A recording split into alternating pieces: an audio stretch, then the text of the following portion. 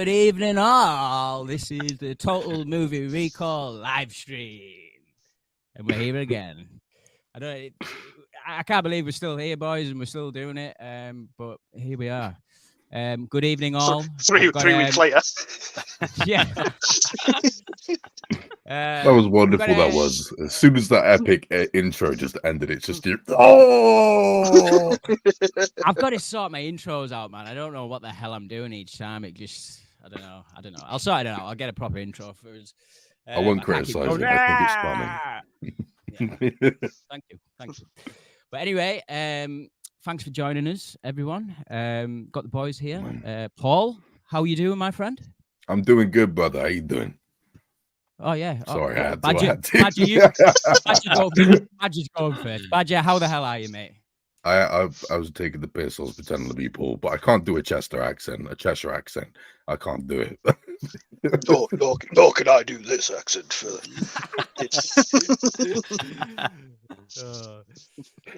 Sorry, guys, we can't go for 10 minutes about Badger's voice this stream. Okay? I didn't do it last time. I couldn't do it last time. Anyway, yeah, I'm doing cool. Thank you very much. Just busy as hell, working on projects as usual, watching some solid films and having fun. Yeah, cool. Now it's Paul's turn. I feel bad for taking the spotlight. I'm sound. I'm sound. Andy, how are you? Yeah, I'm all right, mate. Yeah, so what have I been up to this week? I'm back at the gym, or not so much the gym, but I'm trying to get my dad bod in shape. I've been putting it off for about 3 years. So I've done 3 workouts this week, and my whole body is in absolute tatters. I'm just up and down stairs and stuff. So I'm feeling good for it, but yeah, it's kind of highlighted just how unfit out of shape I was because I'm in serious pain.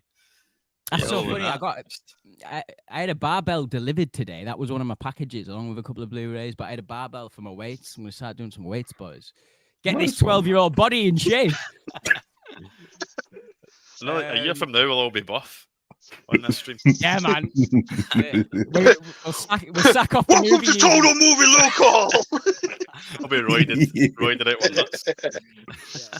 We'll all have the same semitones as Badger's voice. It'll be low. Don't start this again. Don't start this again. I was the one saying not bring it up, and I'm bringing it up. Bloody hell. Anyway, right, boys, we're just going to get straight into it. We've got a bit of a big show ahead of us. This one is a Denis Villeneuve special. We'll get into that one a bit later. It's a tier ranking. Since Dune's officially like a month away now. So we'll get into that. I had to double check you'd spelt it right on your thumbnail before. I was like, is that how it's spelled? I did the same thing. I'm not right. So, oh my god, right. I'm not the best speller, and especially not at 6:30 in the morning when I was uploading a video the other week. Badger quickly messaged me. Good job, Badger's got weird sleeping hours like me. Text me saying, "Look, just to let you know, you've spelt theories completely wrong." I was like, "Fuck's sake!" And you know what it was? I was out with the dogs at the time. Them pooches, man. I dragged them straight back to mine. Changed the title. Oh, dude. He shouldn't have done that. It's not that big. Yeah, they got a wee and a half, and that was it. No shit. I had to go back out. But I had to change that spelling, just dumps falling out their arses. Yeah. It was pick up 3 dogs in my arms, just run back, sort the spelling out. But I feel bad now. You've got me paranoid, Paul. Now I need to go and check my titles. No, it is right. I did. I was like, all right, have I been spelling it wrong the whole time? Don't worry, there's plenty of time yet. I've got all these banners on the side. There's probably a few spelling mistakes in there. But what we'll start off with is we try and do this every stream, depending. But we'll start off with what we've been watching recently. Just warmed up. Andy, did you end up watching The Masters of Air by any chance? I did, yes. All right. Cool. You want to go first, mate? Duty bound to do it for the sake of the But I was pleasantly surprised. I was surprised when you said, Ellis, when we were speaking on WhatsApp, that it had mixed reviews. I hadn't seen anything but kind of positive stuff about it. But yeah, it's really? It's obviously from executive produced by Steven Spielberg and Tom Hanks, who are behind Band of Brothers, which I think everyone loved. I don't really meet anyone who doesn't enjoy Band of Brothers. People are maybe less receptive to Pacific, but I feel that I think the reason for me that the Pacific didn't work quite the same was because Band of Brothers follows a group of guys throughout their journey, so you become almost part of the platoon, part of the company, and you relate more to the characters, and you're invested in them when they start kind of dropping off and things start happening to them. So far from what we've seen of Masters of the Air, it seems to kind of follow that structure more. So you're following a squad of American Army Air Force bombers, I think it is, pilots, and it seems to be that that's the structure. It's like they start off in America, they go to England where they're based, and each episode so far has been like a different mission, and they seem to be getting hairier every time. So yeah, right. I think it's got that kind of Band of Brothers kind of camaraderie about it. So I've only seen 2 episodes, but I get that kind of feel. The production value is good. Austin Butler is like so charismatic, really, really sells it as being a bit of a flyboy, And it's got Barry Keoghan in it as well. Yeah, he's in it as well. It's quite good to see him play a kind of a more just straightforward good guy, if that makes sense. He's definitely the character. You can see why they've cast him, because he stands out more than the other guys. He's that kind of oddball character, but he seems likable. So I think it's good, because you were talking about that in the previous stream, that he has to watch. He doesn't like get himself typecast as being the awkward, twisted villain. So I think this will be good for him in this role. But yeah, I think it's definitely worth a watch. Looks amazing in 4K, Atmos and all that. So it's a nice one if you're into home cinema and that. But I definitely think it's one to watch. It's definitely worth watching those first 2 and take it from there. Is this another Apple series, Andy? Yes, it's backed by Apple. I think Apple are nailing it just now. Like, there's not much they're putting out that's bad.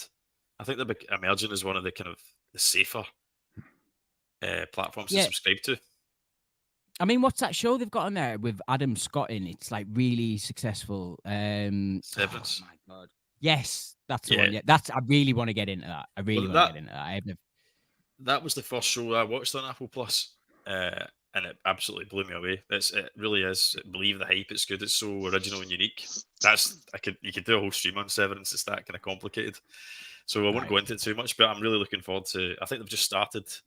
After all the writer strikes and stuff, I think they finally got round to start shooting it. So I think they're shooting it just now, season 2. So it's been a bit of a delay, because I think it was maybe like 2021 maybe. The first series came out. But because of the writer strikes and stuff, it's been delayed. But yeah, Severance is excellent. It's cool.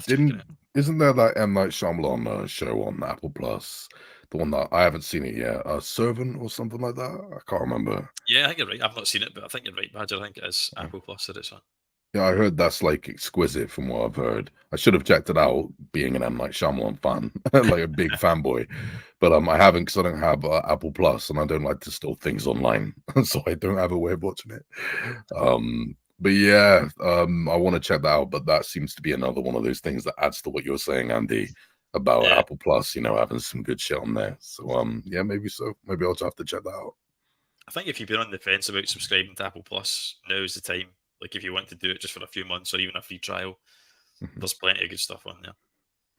I might do that. Yeah, man.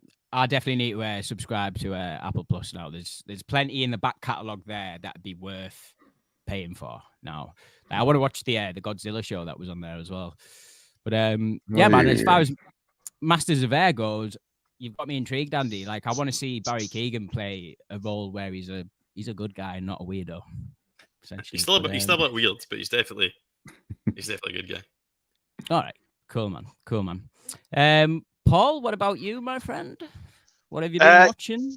Yeah, I'll tell you what, nothing really is grabbing me at the moment for this year. It's just nothing's come out yet where I'm like, right, 2024 is off to an absolute banging start. So I've done this thing where I do it every couple of years where I fall back to the well of Paul Tams and go back to me 80s, 90s action movies, just me comfort films.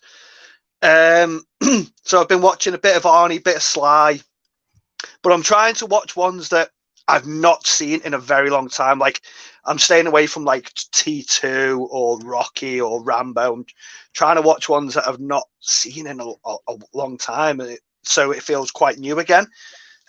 So the other day I watched Universal Soldier, which I bought on 4K, which I showed you guys, which I've not seen. I watched it as a kid, but it never really stuck with me through my teens, through my adult life. So I hadn't seen it since I was about 12 or 13.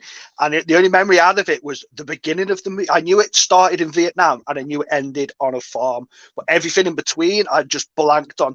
So it felt like I was watching a brand new movie again. And it kicked ass, man. It was such a great early 90s action film. Roland Emmerich's, I think, is it his first film? Is it Roland Emmerich's first movie?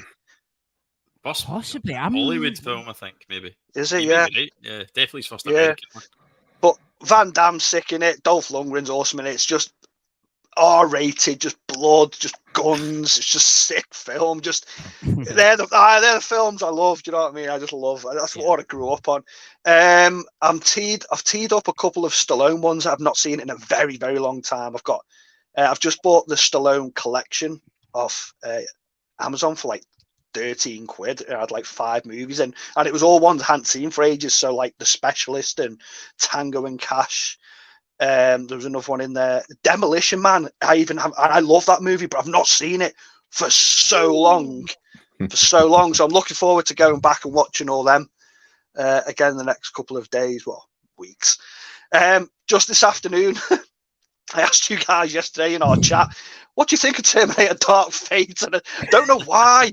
I don't know why I got onto it. I was in work, bored out my brains because it's really quiet in my work at the moment. So I was watching a load of like Schwarzenegger top 10 movies or Terminator rankings and that. And I was like, I've not seen Dark Fate since the cinema. So I rewatched it this afternoon, and I'm not going to lie, I had a good time with it, to be fair. It's nothing on the first. There is never going to be a better movie than Terminator 1 and 2 from now till the day I die, but I enjoyed it. It's got some problems with it, but it's an hour and like 50 minutes action movie, and it's one of the better sequels.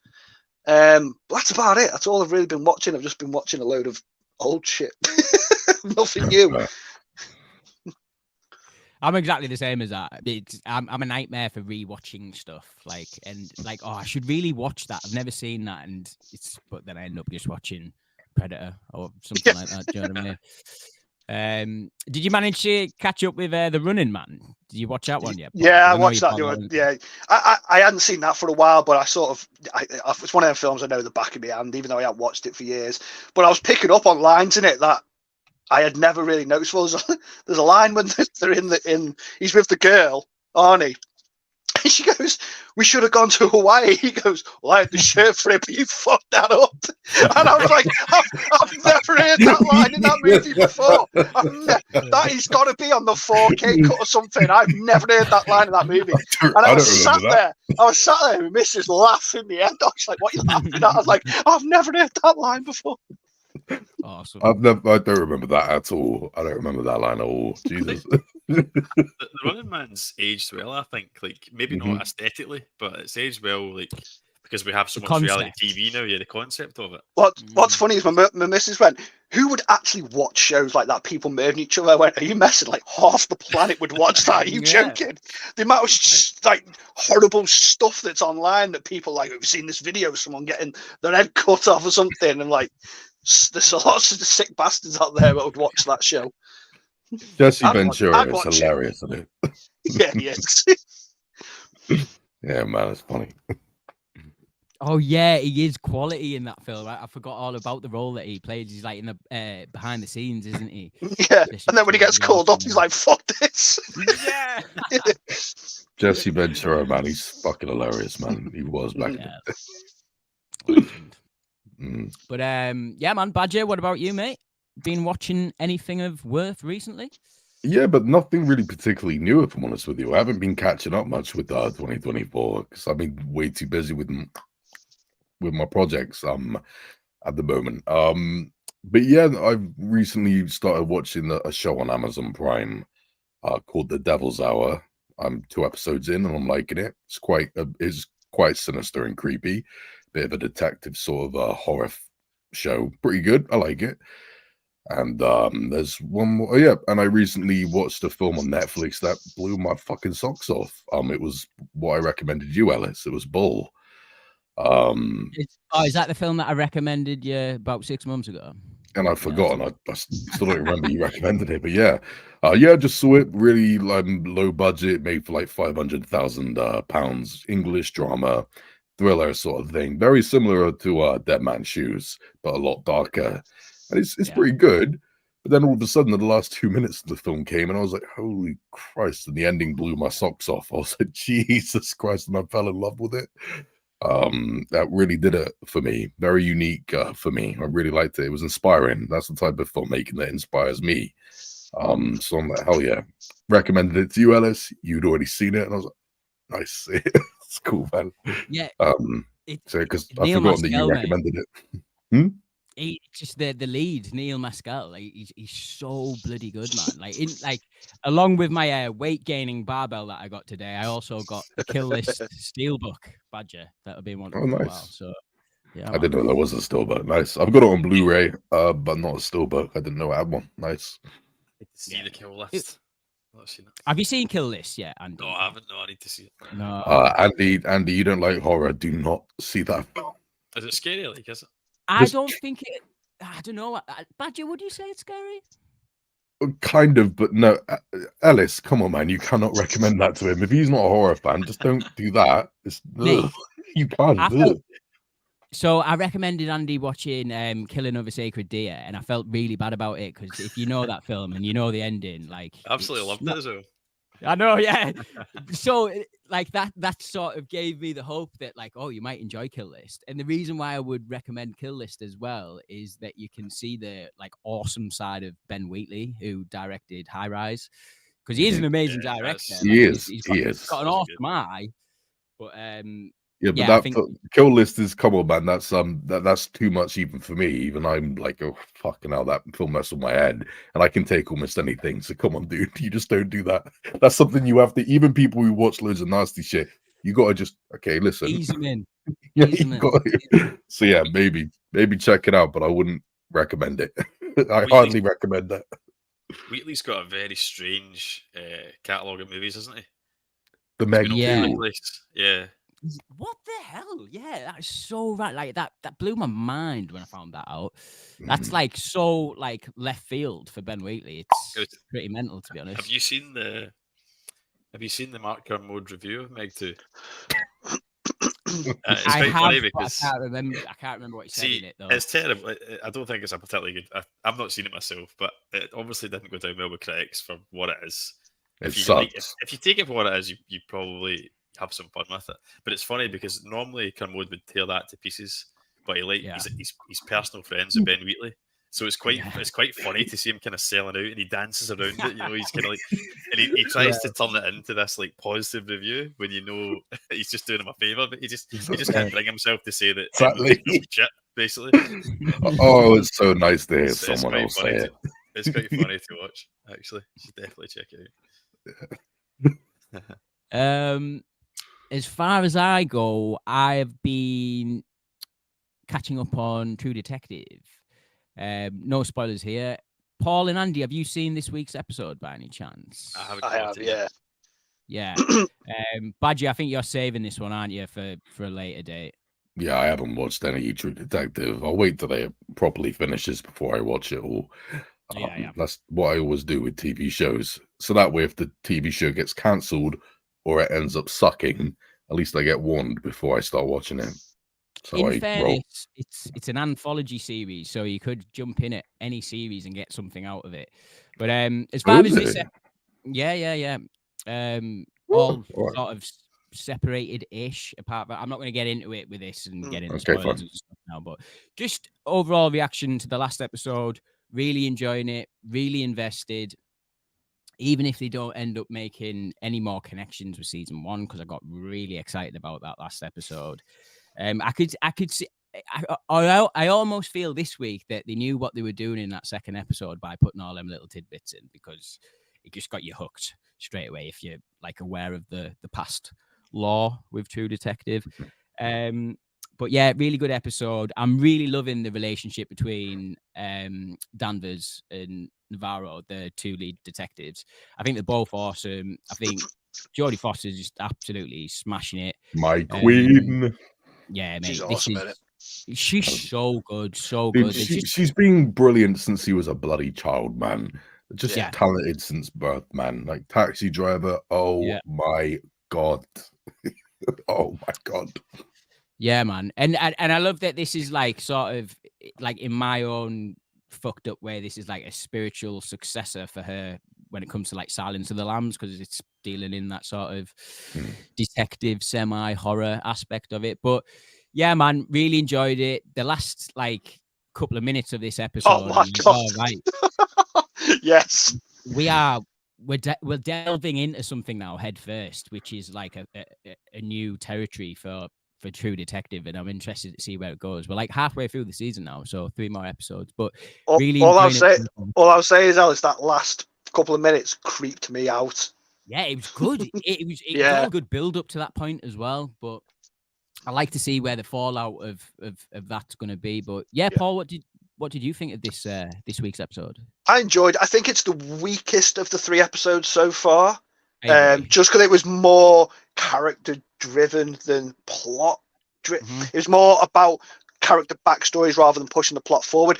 But I don't really like reviewing shows episode to episode, because to me it's the 3rd chapter of 6 chapters, you know what I mean? So once it all goes together, if you were to binge it 1 to 6 in a day, it would just feel like the 3rd chapter of a 6 arc story. I won't lie, you boys are selling it to me. I won't lie, you guys are it's I'm Badger. I've not seen season 2 or 3. I just jumped into this just off the premise of the trailer and what it looked like and Jodie Foster and stuff. So I've only seen season 1, but like Ellie said, you don't really need to have seen it, but there are little Easter eggs and stuff like that. But yeah, I'm enjoying it, man. I can't wait to start getting answers.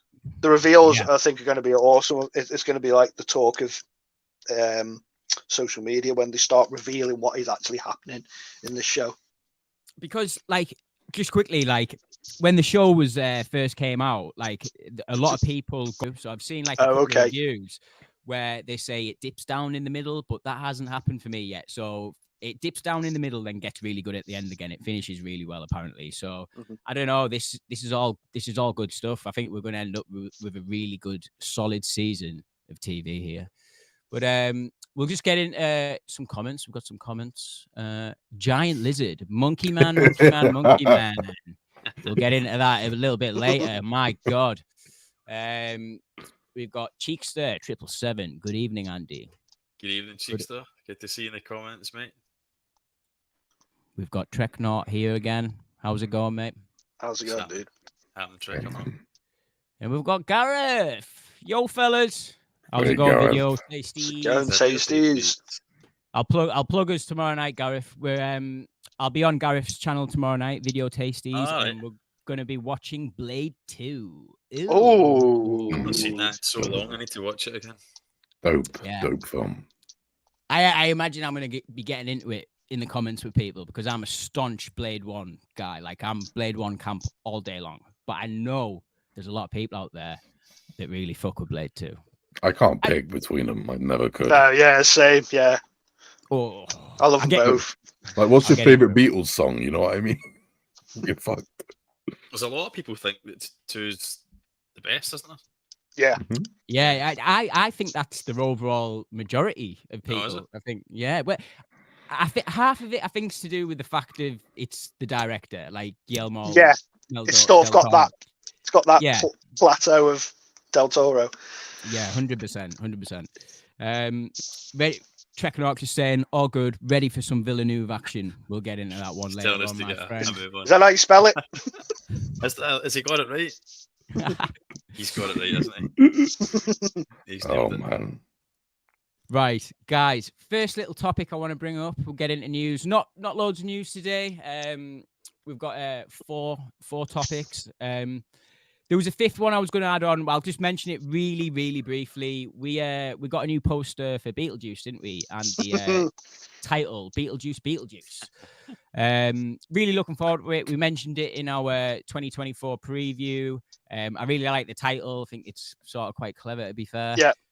Me too, I can't wait. Can't wait to see what Keaton looks like. It took me a minute to realise that the ticket that he was holding was the date the movie was coming out. Yeah. Because I thought it was just like the number he has in the first. So, when he's waiting for the ticket, he's got the dead long one. He's like, oh.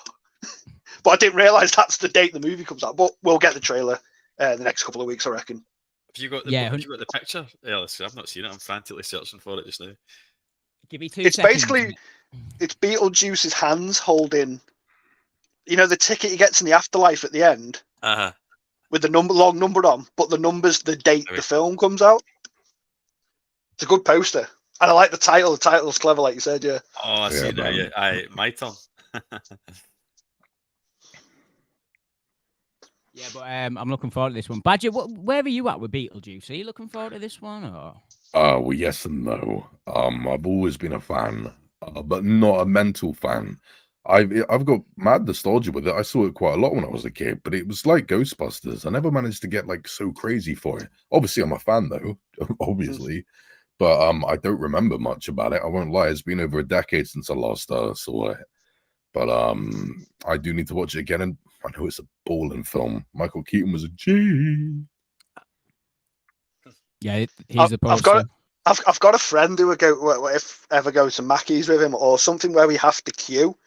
And he's next in line. He always still says it today. He always goes, well, looks like I'm next.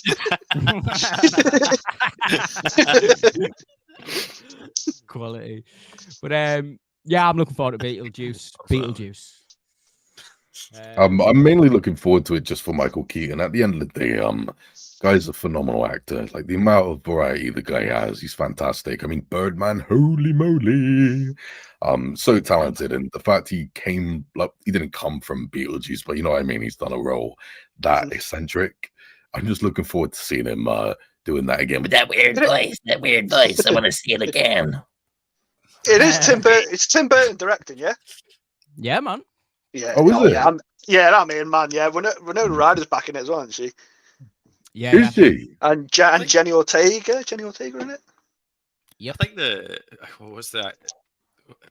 Home Alone, the mum from Home Alone was on the Catherine O'Hara. Catherine O'Hara. Yeah. I think she's in it as well, is she not? Yeah, she is. I think she's in it. Oh, I'm getting juiced. I'm getting juiced. She's having a bit of a revival this year because she's in Argyle as well, isn't she? She's just been cast in Last of Us Season 2 as well. What? Who else?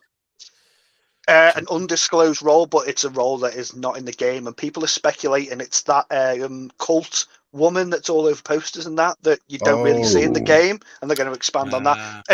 People are speculating that's what it might be, or Abby's mum. Mm-hmm.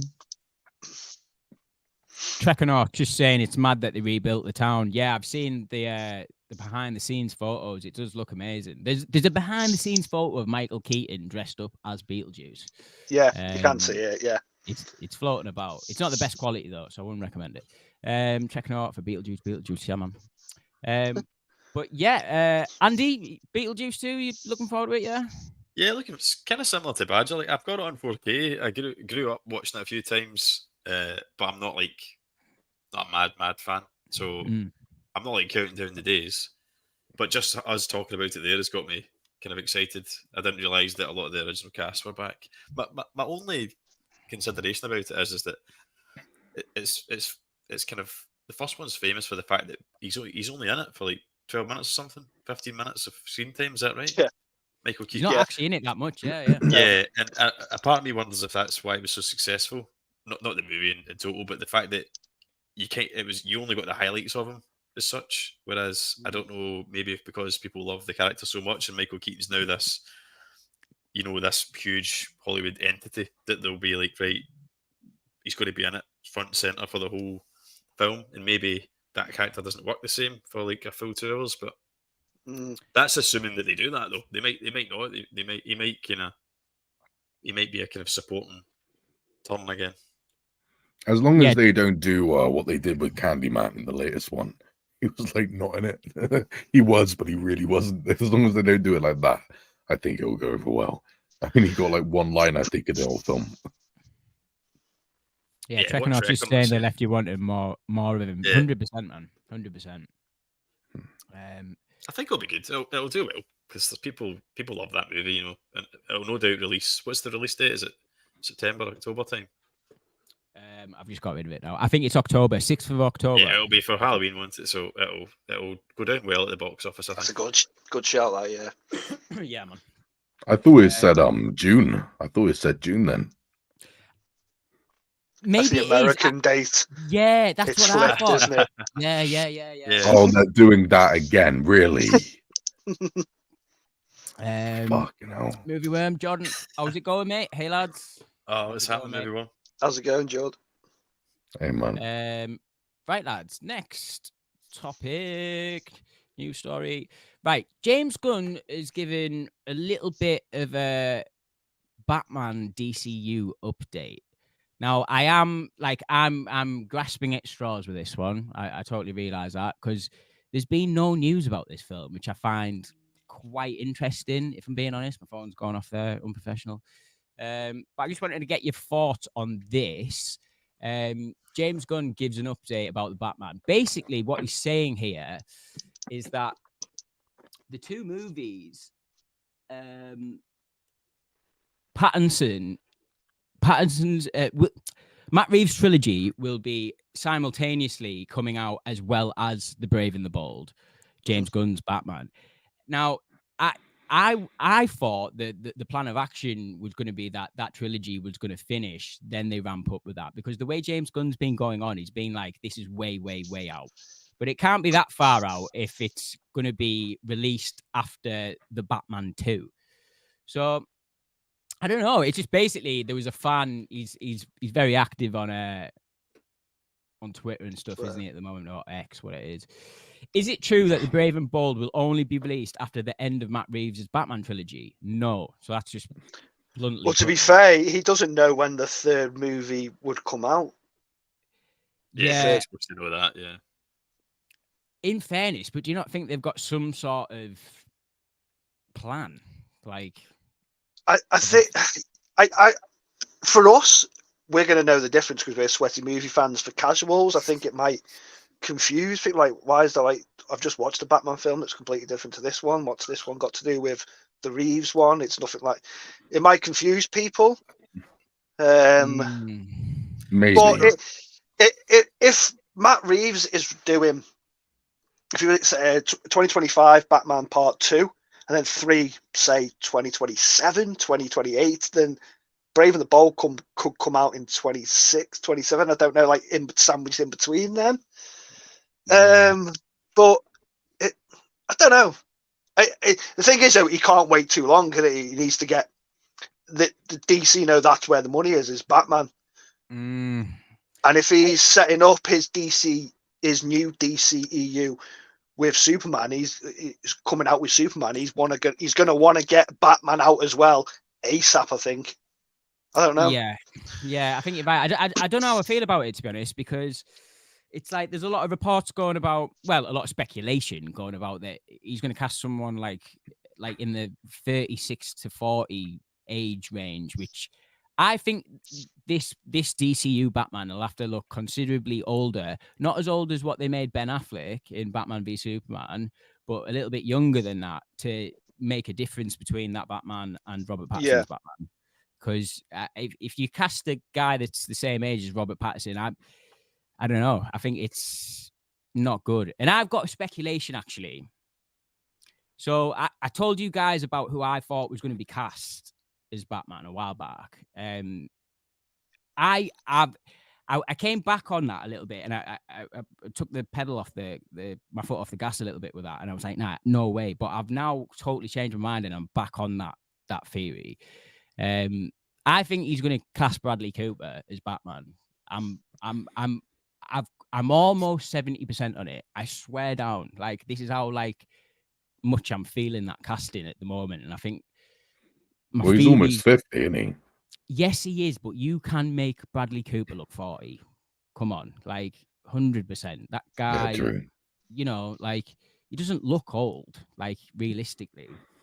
But yeah, man. Andy, what do you think about having two Batmen in the cinema at once? Like, is it too much? Is this going to confuse people?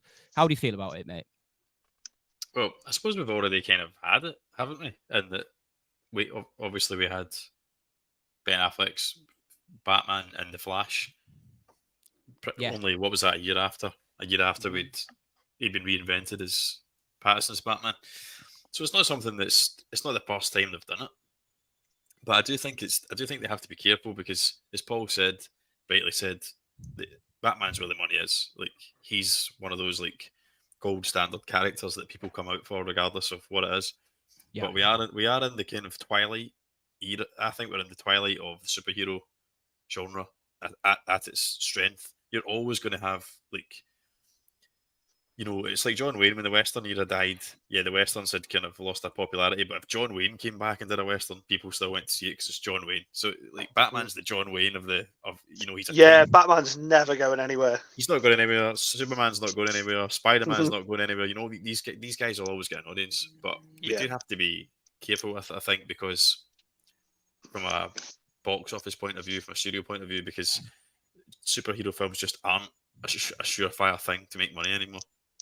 So, yeah, for me, I don't know if maybe it's DC, isn't it? It's Warner Brothers owned, so who knows? They might have looked at like Barbie and Oppenheimer. Now, I know they're not superhero movies, but they're huge movies, and I think it was a complete accident, really. But they ended up creating the Barbenheimer thing. Yeah, it became an absolute phenomenon. It became an event cinema to go and see the two of them. So there might be an argument for somebody might be thinking, can you imagine we released two Batman films pretty much at the same time? Because people would be like, what's going on here? And then it'd be like, people would be... Batman Man. Yeah, and it'd be someone would come up, someone smarter than me would come up with a name for it. But like, it could be like a double bill thing, and then you'd have people wanting to go to see it so that they can say, oh, this film's better than that one, you know, that kind of thing. So, I mean, I don't think that will happen, but I wouldn't put it past Warner Brothers, mate, whatsoever. They're very reactionary. Do you know what I mean? So it's just like they've seen what that Barbenheimer thing did, and then we're just like, oh, what can we do?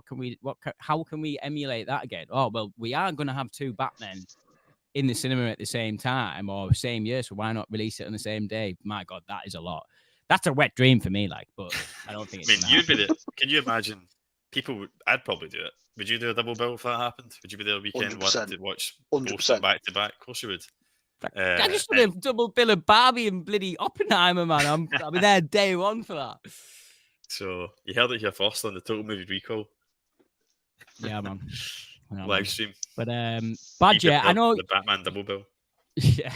Badger, you were a fan of the Batman, weren't you? I know this big stuff isn't normally for you, but you were a fan of the Batman. How do you feel about like having two Batmen on screen at once, same year, a year apart? Is that? I'm absolutely fine with it. I mean, I'm already used to it anyway, because I already feel like a lot of this has just been rammed down like everyone's throat, so to speak. Like, you know what I mean? Like, we quickly get another Batman real quick. So I'm already like, yes, fuck it, just give us two at the same time. It's fine. No one's going to complain. Fans are going to love it. And you know what? I'm going to be happy too. Do you know how cathartic it is to finally get on board with Batman after 30 years? Do you know how freaking awesome that is? To constantly try and be upset about it. Like, oh God, I'm not feeling the same thing everyone else is. And then I saw the Batman the second it came out. I saw it at like midnight, and it finished at like 3:30 in the morning, and I wasn't complaining. I was just happy. So hopefully we're gonna get more of it. I'm gonna feel more of it. I want to finally connect with it more and more. I'm already getting a taste of what the fan base are tasting. I understand why it tastes so good. I'm so into it, and we'll see. What's interesting is I think that the Batman and the Batman Part 2 is going to make bank, absolute bank, which means that if you throw another Batman film out the year after, even though it's not connected to it, people are going to be like, more Batman, because the Batman's so good. I can imagine Batman Part 2 is going to be just as good, if not better. So people are going to be like, I want more Batman after that. So it could work out for the best for him. Could be. I think you're right, Paul. I think the sensible thing to do, doing the double Batman might end up being amazing, but it is still a risk. But I think you're right. I think, as you say, part 2 will make money, and then you need people. There'll be Batman fever, and they'll have nowhere to put it until part 3 comes out. So you just slot in Batman, whatever it's called, was it Brave and the Bold? Put that in the year between. Keeps people ticking over, doesn't it? Yeah, man. Good point, actually. That is a damn good point. I didn't think of that, but yeah, it's true.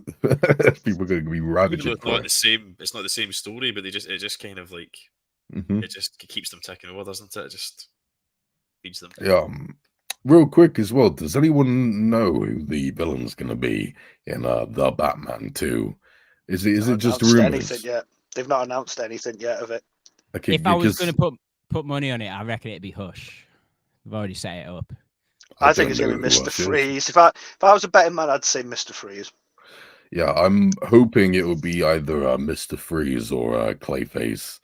I'm hoping that just to see a very grounded, humble, realistic interpretation of those characters. Give it to me. Give it to me. That's mine. Give that to me. I'd love that. The OG version of Clayface is like nothing like it was in like the animated series. Right? Like, he looks like a gangster. Like it's like with almost like a mask on him. That pin suit sort of gangster, isn't it? Like... Yeah, definitely. I think that something like that could definitely work. But I'd be lying if I said like I wouldn't want a proper fantastical animated series Clayface on screen. Andy, who do you think it's going to be? I didn't actually give it too much thought, to be honest. Okay. I think like Hush would be cool. I've read the Hush comic, so I think about it every day. I know. See, I'm something, I don't see just in general. Like, I love all this stuff just as much as you guys, especially like the Batman and all that. But I don't pry for knowledge on films. Like I'm not one of these guys that's constantly looking for. Not that I'm saying you guys do, but I've got a friend you might be watching who's like, he's always on looking. He's like, oh, I've managed to find a pirated 15 minutes of the movie. I've watched it. It's great. It's amazing. And you're like, not so much these days, but back in the day, and you're like, just wait, mate. Like, yeah. Just wait.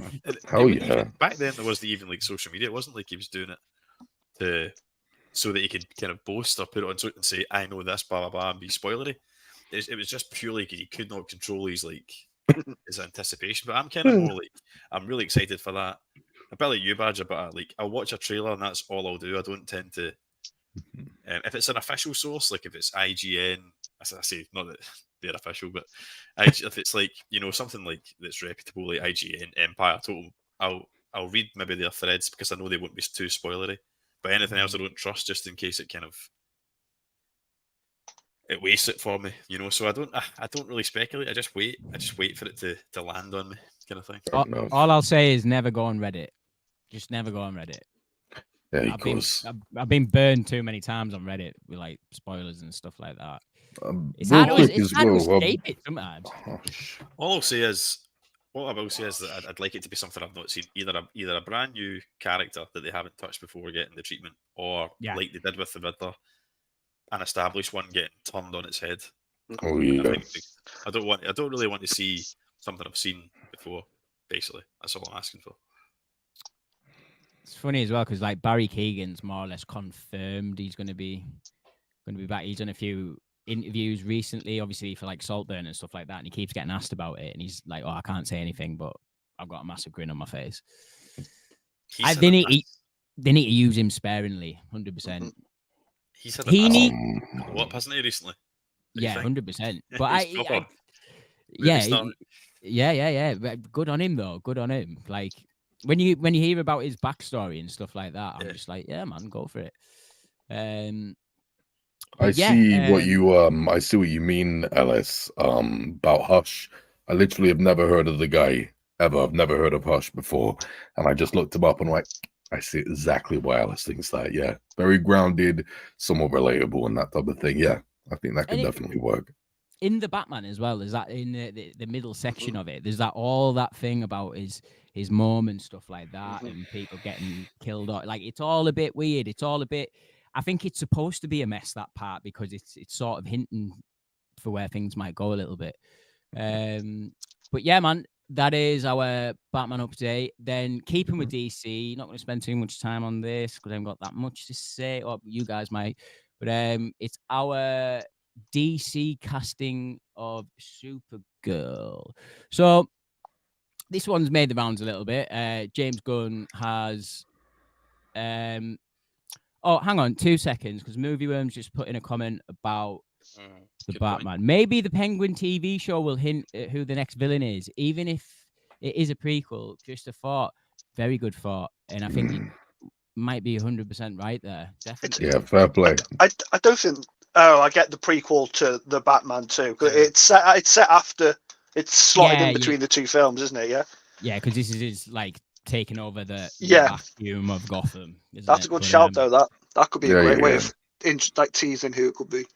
Absolutely, yeah. But yeah, how many people here have seen House of the Dragon? Have we watched twice. That one? Have you watched it twice? I have. I've not seen it twice. I've seen the series. Yeah. So I think is it Millie Alcock who has been cast? That's right. Yeah. So I haven't got much to say about this apart from I sort of get it. She was really good in that show. I've seen a few people be upset that I can't remember the actress that played her in The Flash, but like that was never going to happen because we're starting again. It's not. She was good. It's not that. She was good. She just didn't have much to do in it, which was a bit of a shame. But there was a lot of stuff going on in that film. But yeah, Millie Alcock is officially Supergirl in James Gunn's DCU. I think it's quite interesting because obviously James Gunn isn't going to be directing the Supergirl movie, but he has cast Supergirl in his film. I don't think she's going to have a massive part. But this is a similar case with Wonder Woman. So Patty Jenkins ended up directing Wonder Woman, but she had nothing to do with the casting of Wonder Woman. That was all Zack Snyder. So it's sort of similar thing. But she was good in House of the Dragon. I think she'll be good here. Based off Tom King's Woman of Tomorrow, which I need to read. Tom King's a bit hit or miss for me, but I will get into that. Paul, what do you think about this new casting news, mate? Yeah, man, I loved her in House of Dragons. That was the first thing I'd seen her in before. I think if they're going to go brand new, they need to bring in up-and-coming actors that you don't really... She's big for House of Dragon, but that's all I really know her from. So I think James Gunn casting these up-and-coming actresses is a good way of doing it. No doubt she'll have a little small part in the Superman movie to sort of introduce her, I think. But yeah, why not? She's good. She was awesome in House of Dragon, so yeah, why not? Yeah, man. Andy, what do you think about this one, mate? Yeah, I don't have much to say. She was good in House of Dragon, because she plays an age range for that character in House of Dragon, doesn't she? So she's not in it the whole way through. I think she skips out about halfway through, doesn't she? Yeah, but yeah, she was really good in that. She's got a kind of edge and a distinctive look to her. She's not. I would say the atypical kind of. She's not what they've cast in the past, which I think is always good. It's progressive, Try something a bit different. I've got 2 young girls now, so it's just good to see that I'm thinking about who their heroes are going to be. So yeah, good point. If I make a good kind of role model for them, someone to give them a gateway into the superhero kind of stuff. So yeah, it's just good that it's getting revamped, that it's going to be happening on the big screen, in the new DCU. Yeah, and I think this DCU from James Gunn is definitely going to skew younger. So I don't. It's obviously not going to be Snyder's bro dark fest. Do you know what I mean? Like lots of rain and steam and angry men. But yeah, man. Badger, Supergirl. What are you saying about this? Not much. Moving on. I like it. still expect I mean, by the way, I'm not against anything. I just don't have anything to add. That's Yeah, all it no. is. Okay, right. Let's not dwell on it. It's been said. It's been said. Right, next one is Guy Ritchie's new film. Have we all seen the trailer for this one, fellas? Yep. My God, Henry Cavill looks like he's having a fucking great time, doesn't he? Bloody hell. I've got to say, right, I'm not like going out my mind for this trailer, but it does look good. I got a few laughs out of it. I like the fact that Alan Richardson's in it. I want to see him in more things, definitely, after watching Reacher. But this just looks like a lot of fun. And what I'll say is like Guy Ritchie is making some moves, man. Like he's like releasing a movie like once a year, like every year. Like he's smashing it. Like last year's The Covenant was an amazing film. That was really good. Yes, it was. Sort of come out of nowhere, that one, a little bit for me. And is not that I wasn't a fan of. I think it's called Operation Fortune. Wasn't a fan of that one. Yeah. But his movie prior to that, The Wrath of Man. Me and Paul run about it last week. Really enjoyed that one. That one looks like on the outskirts. That movie looks like just your so typical generic action film, but. Yeah, but it does have a little bit of a twist in it, a little bit that I personally didn't see coming, and I ended up really enjoying it. But yeah, the Ministry of Ungentlemanly Warfare. Shit title. I think it's deliberately shit, though, isn't it? That's the kind of gag. Terrible. Like before we got on stream, I was like, right, Ministry of Ungentlemanly. I can't say it. I can't say it. I'm trying to say it 6 times. I can't say it. Andy, what do you think about this one, man? Did you catch the trailer? I've got the trailer, and I thought, yeah, it looks good. Like you say, Alan Richardson's he's a bit of a man of the moment, isn't he? Off the back of Reacher, he's getting touted for Batman and all that. In fact, he's getting touted for Terminator, isn't he? They talk about people want him cast as T-800. That works. Not as Batman, but a new like T-1000 or whatever. That works. That's a mint shout. I love that. But yeah, I think Guy Ritchie makes fantastic trailers. Fantastic trailers to shit. Fantastic. No, that's not fair. I don't mean that. Like I've not seen Wrath of Man. I need to check that out. Covenant was great, a bit unusual for him. That it was quite serious in tone, drama, a kind of action drama, and it was brilliant. So maybe he should do more of that. It's kind of like he's trying to blend his old kind of like British gangster comedy roots with kind of action, isn't he? That's what he's been doing with Operation Fortuna. What was that other one that he did with that was good? That had Hugh Grant in it. What's that called again? Oh, The Gentleman. The Gentleman. Yeah, The Gentleman. That was kind of. I felt like that was a bit of a spiritual successor to like Lock, Stock, and Snatch. Yeah. So yeah, he's got that kind of flashy editing style that he uses, which make for good trailers. But I thought the Operation Fortuna trailer looked great, and very much the same way that this trailer looks good, which makes me think, that doesn't necessarily mean that it's going to be good. It might be another kind of like hollow, the best stuff's in the trailer type film. But I would say that the acting talent or the star power in this is better. So maybe that's what will elevate it above like Operation Fortuna. But yeah, I'll watch it. I like Guy Ritchie. You know, I think he's a bloke's bloke, isn't he? He makes movies for guys ultimately. And there's no shame in that. You know, so I'll probably watch it. Paul, what did you think about this one? Yeah, looks fun. It looks like a graphic novel that doesn't exist. It sort of falls into that, even though Kingsman was a graphic novel. It looks like Mark Miller stuff, you know, Matthew Vaughn, that sort of R-rated graphic novel-esque movie. It looks fun, man. It's Guy Ritchie is, again, he, like Andy said, he's one of them directors that I don't really ever, you know, I'm never like, a new Guy Ritchie film's out, but every time I've watched all his movies, bar that Operation, whatever the hell it's called. I just missed it. Yeah, just because everyone said it was ass. But you know, every time I check a Guy Ritchie film, I'm like, it's not going to make me top 10 list, but I always have a hell of a lot of fun with his movies. And like Andy said, they are just like blokey films. Yeah, they are. So they are.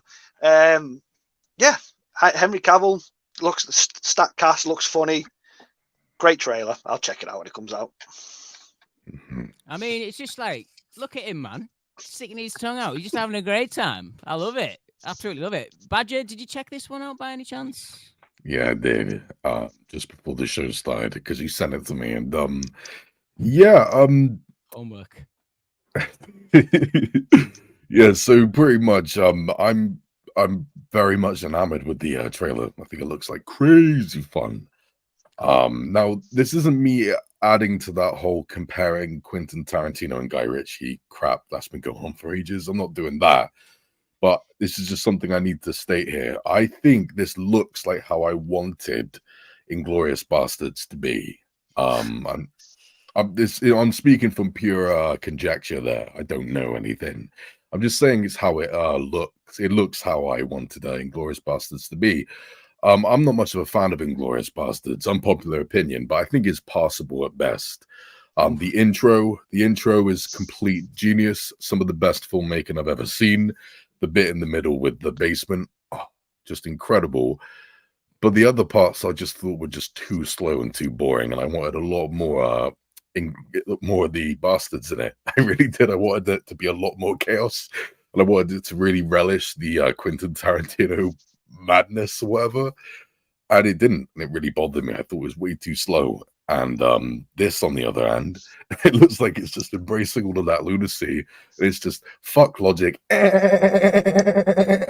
what it looks. Do you know what I mean? It looks like someone with ADHD sniffed a load of cocaine and wrote a script. That's what it looks like. You know what I mean? They should. Someone from his studio should bloody quote that Badger and put that on the Blu-ray release. Yeah, absolutely, 100%. This could be like. Quote unquote. It looks like someone said "fuck logic" and just on the front. A cocaine-fueled ADHD ride. By the way, Alice, I didn't even clock in actually until you said it out loud. You are right. That title is fucking diabolical. Terrible. I didn't even like fully clock in until I like actually tried to say it out loud after you said it. It just slips on your tongue like properly. Couldn't they have just called it Ungentlemanly Warfare? That's good enough. I mean, that is what everyone will call it. Or what about the Ministry of Warfare? Like, just take the ungentlemanly bit out. I can't say it, so. I think ungentlemanly, but I get the impression that's key to the. Yeah, it probably is, Andy. I just can't say it. All right. Right. Trekanaut coming in with, he's agreeing with your Badger. I'm not a fan of Inglorious. Very slow and sleep-inducing. Jesus. Well, I think I like it more than him, so fair enough. Then he comes back with a good one, though. Trekanaut Overlord. Yeah, baby. That movie does slap. That's two people sold this to me. LSU told me to watch that. Yeah. And now Trekanaut's mentioned it, so I'm going to get White Russell, man. Get on. Good, man. Great it's film. Good. Not too scary. Not too jump scary. No, you'll be all right. It's like Wolfenstein, the movie. Yeah. Oh, shit, it is as well. I didn't think of that. Yeah, you're right. It's very much like Wolfenstein. It's proof right there, actually. It's proof that Wolfenstein could make a damn good movie. Right there. I didn't think of that. Yeah, man. So, our last news topic of the night, gentlemen. Ungentleman. Ungentleman. I'm practicing, okay? Right, we've got this trailer that Paul sent in the group chat the other day that sort of knocked me off my chair a little bit. I had no idea this movie was a thing. I had no idea it was coming out. But holy shit, this trailer is... I tell you what, regardless of what the movie's like, the trailer is fan-fucking-tastic. It's unbelievable. So, as far as I can tell, so this is the new movie directed, everyone, by Dev Patel, which blows my mind when you watch the trailer.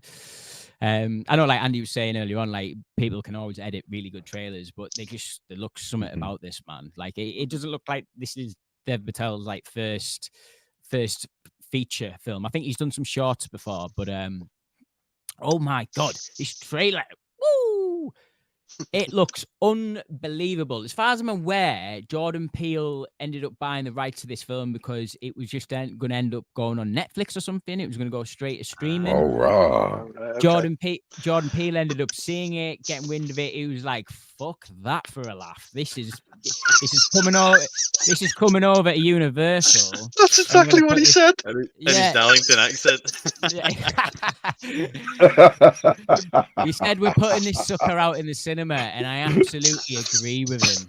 He's quoting him. Fuck that for a laugh. That's great. Put it I on the like poster, it. guys. That's charming. That is charming. Guys, this is like instantly become one of my most hyped movies of this year. It looks crazy. It looks insane. It does have that John Wick-esque thing going on about it. It definitely does. But my God, Dev Patel. I'm a fan of Dev Patel. I have been for a long time now. Like we were talking the other day, and this isn't Jordan Peele's first time with working with someone from Skins. Funnily enough, is it Daniel Kaluuya from Get Out? It was Posh Kenneth back in the day for Skins. And you've obviously got Dev Patel here, who's in the same season as Posh Kenneth. Yeah. He was actually he was like a semi-writer for Skins as well, right. Daniel Kaluuya. But yeah, man, really enjoyed this trailer.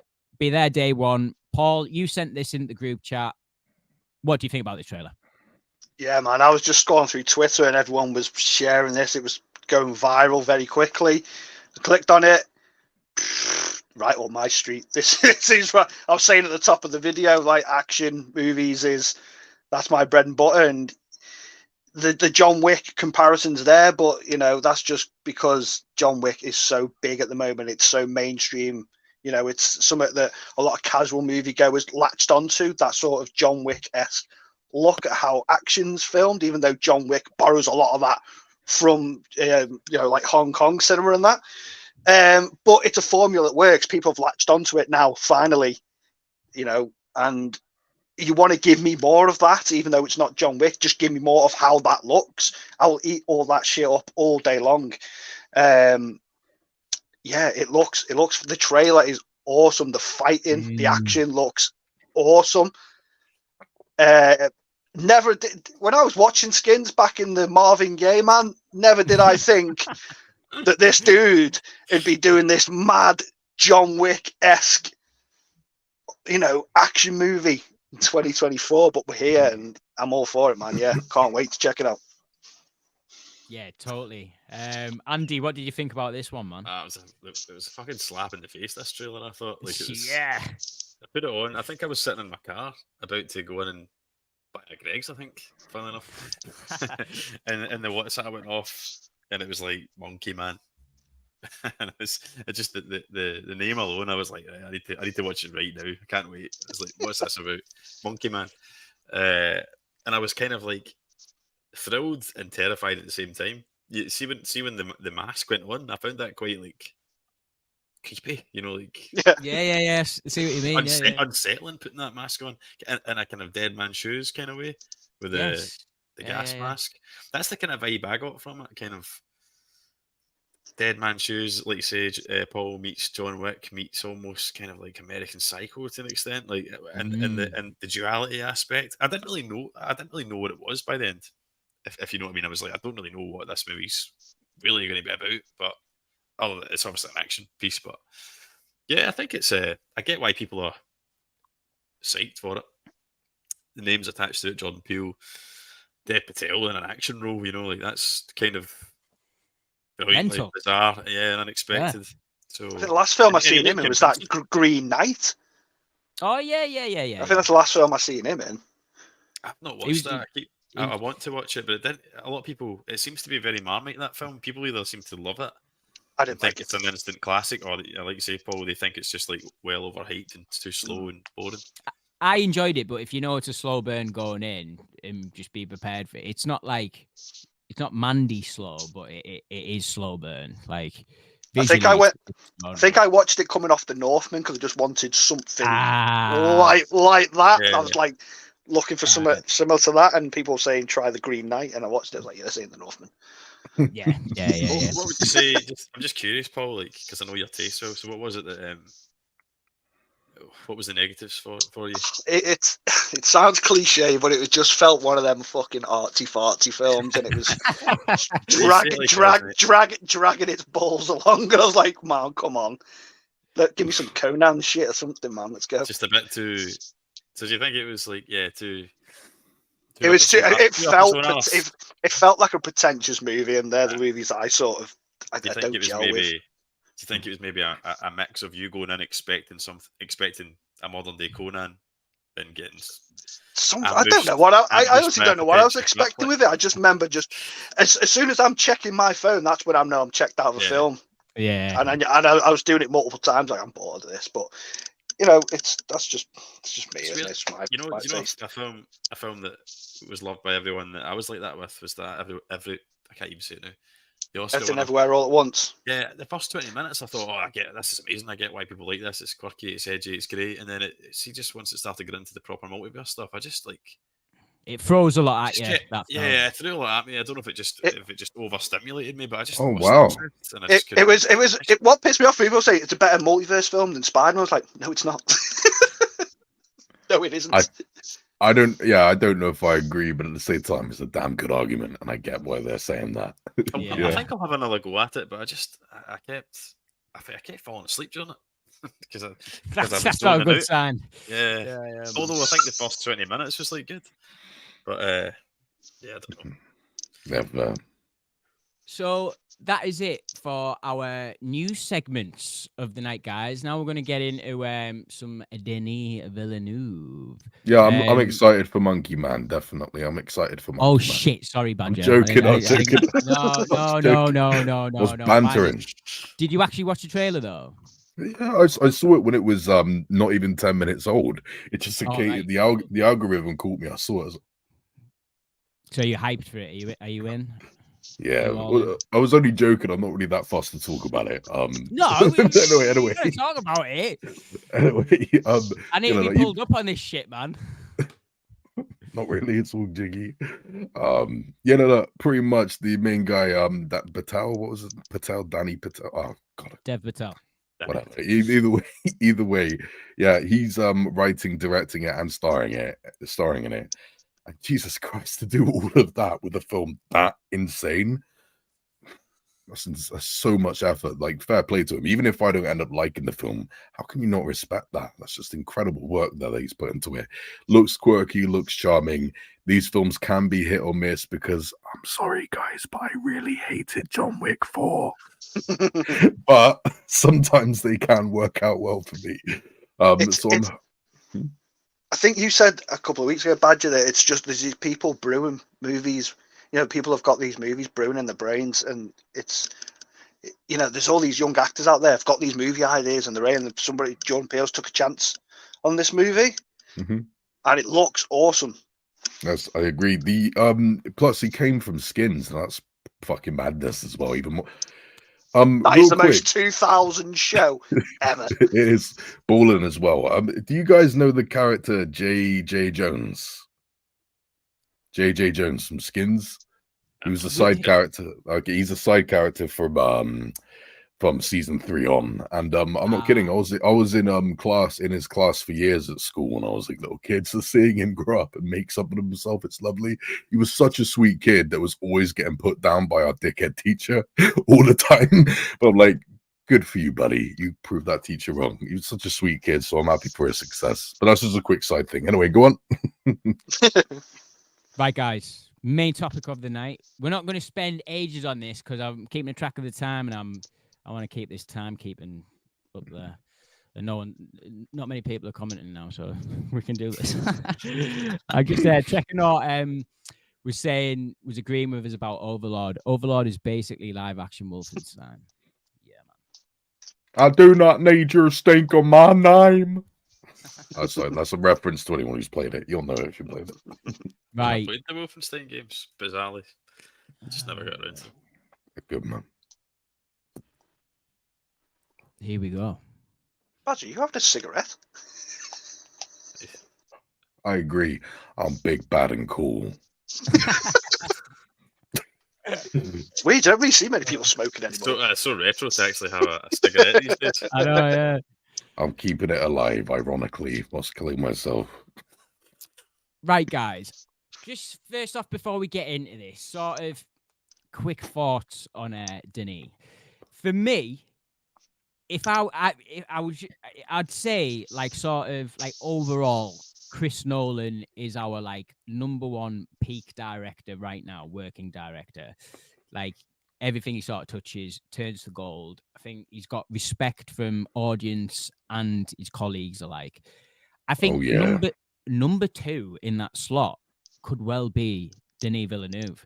Yeah. Now, total disclaimer right now, I haven't seen the first two movies on this list. The only films I've seen from Denis Villeneuve is his English language films. Before Enemy, he had Insidious and Polytechnic, which I had no idea that was even a film, to be honest. So that's my bad on that front. Haven't watched them. Guys, have any of you seen his non-English language films? Oh, sir. No. So we're We're going off to to put a them... cracking start. If anyone's comments, if anyone's in the chat, does anyone want to chime in? Yeah, if anyone's in the chat have seen these films and they want to put them in a category, I'll swap them.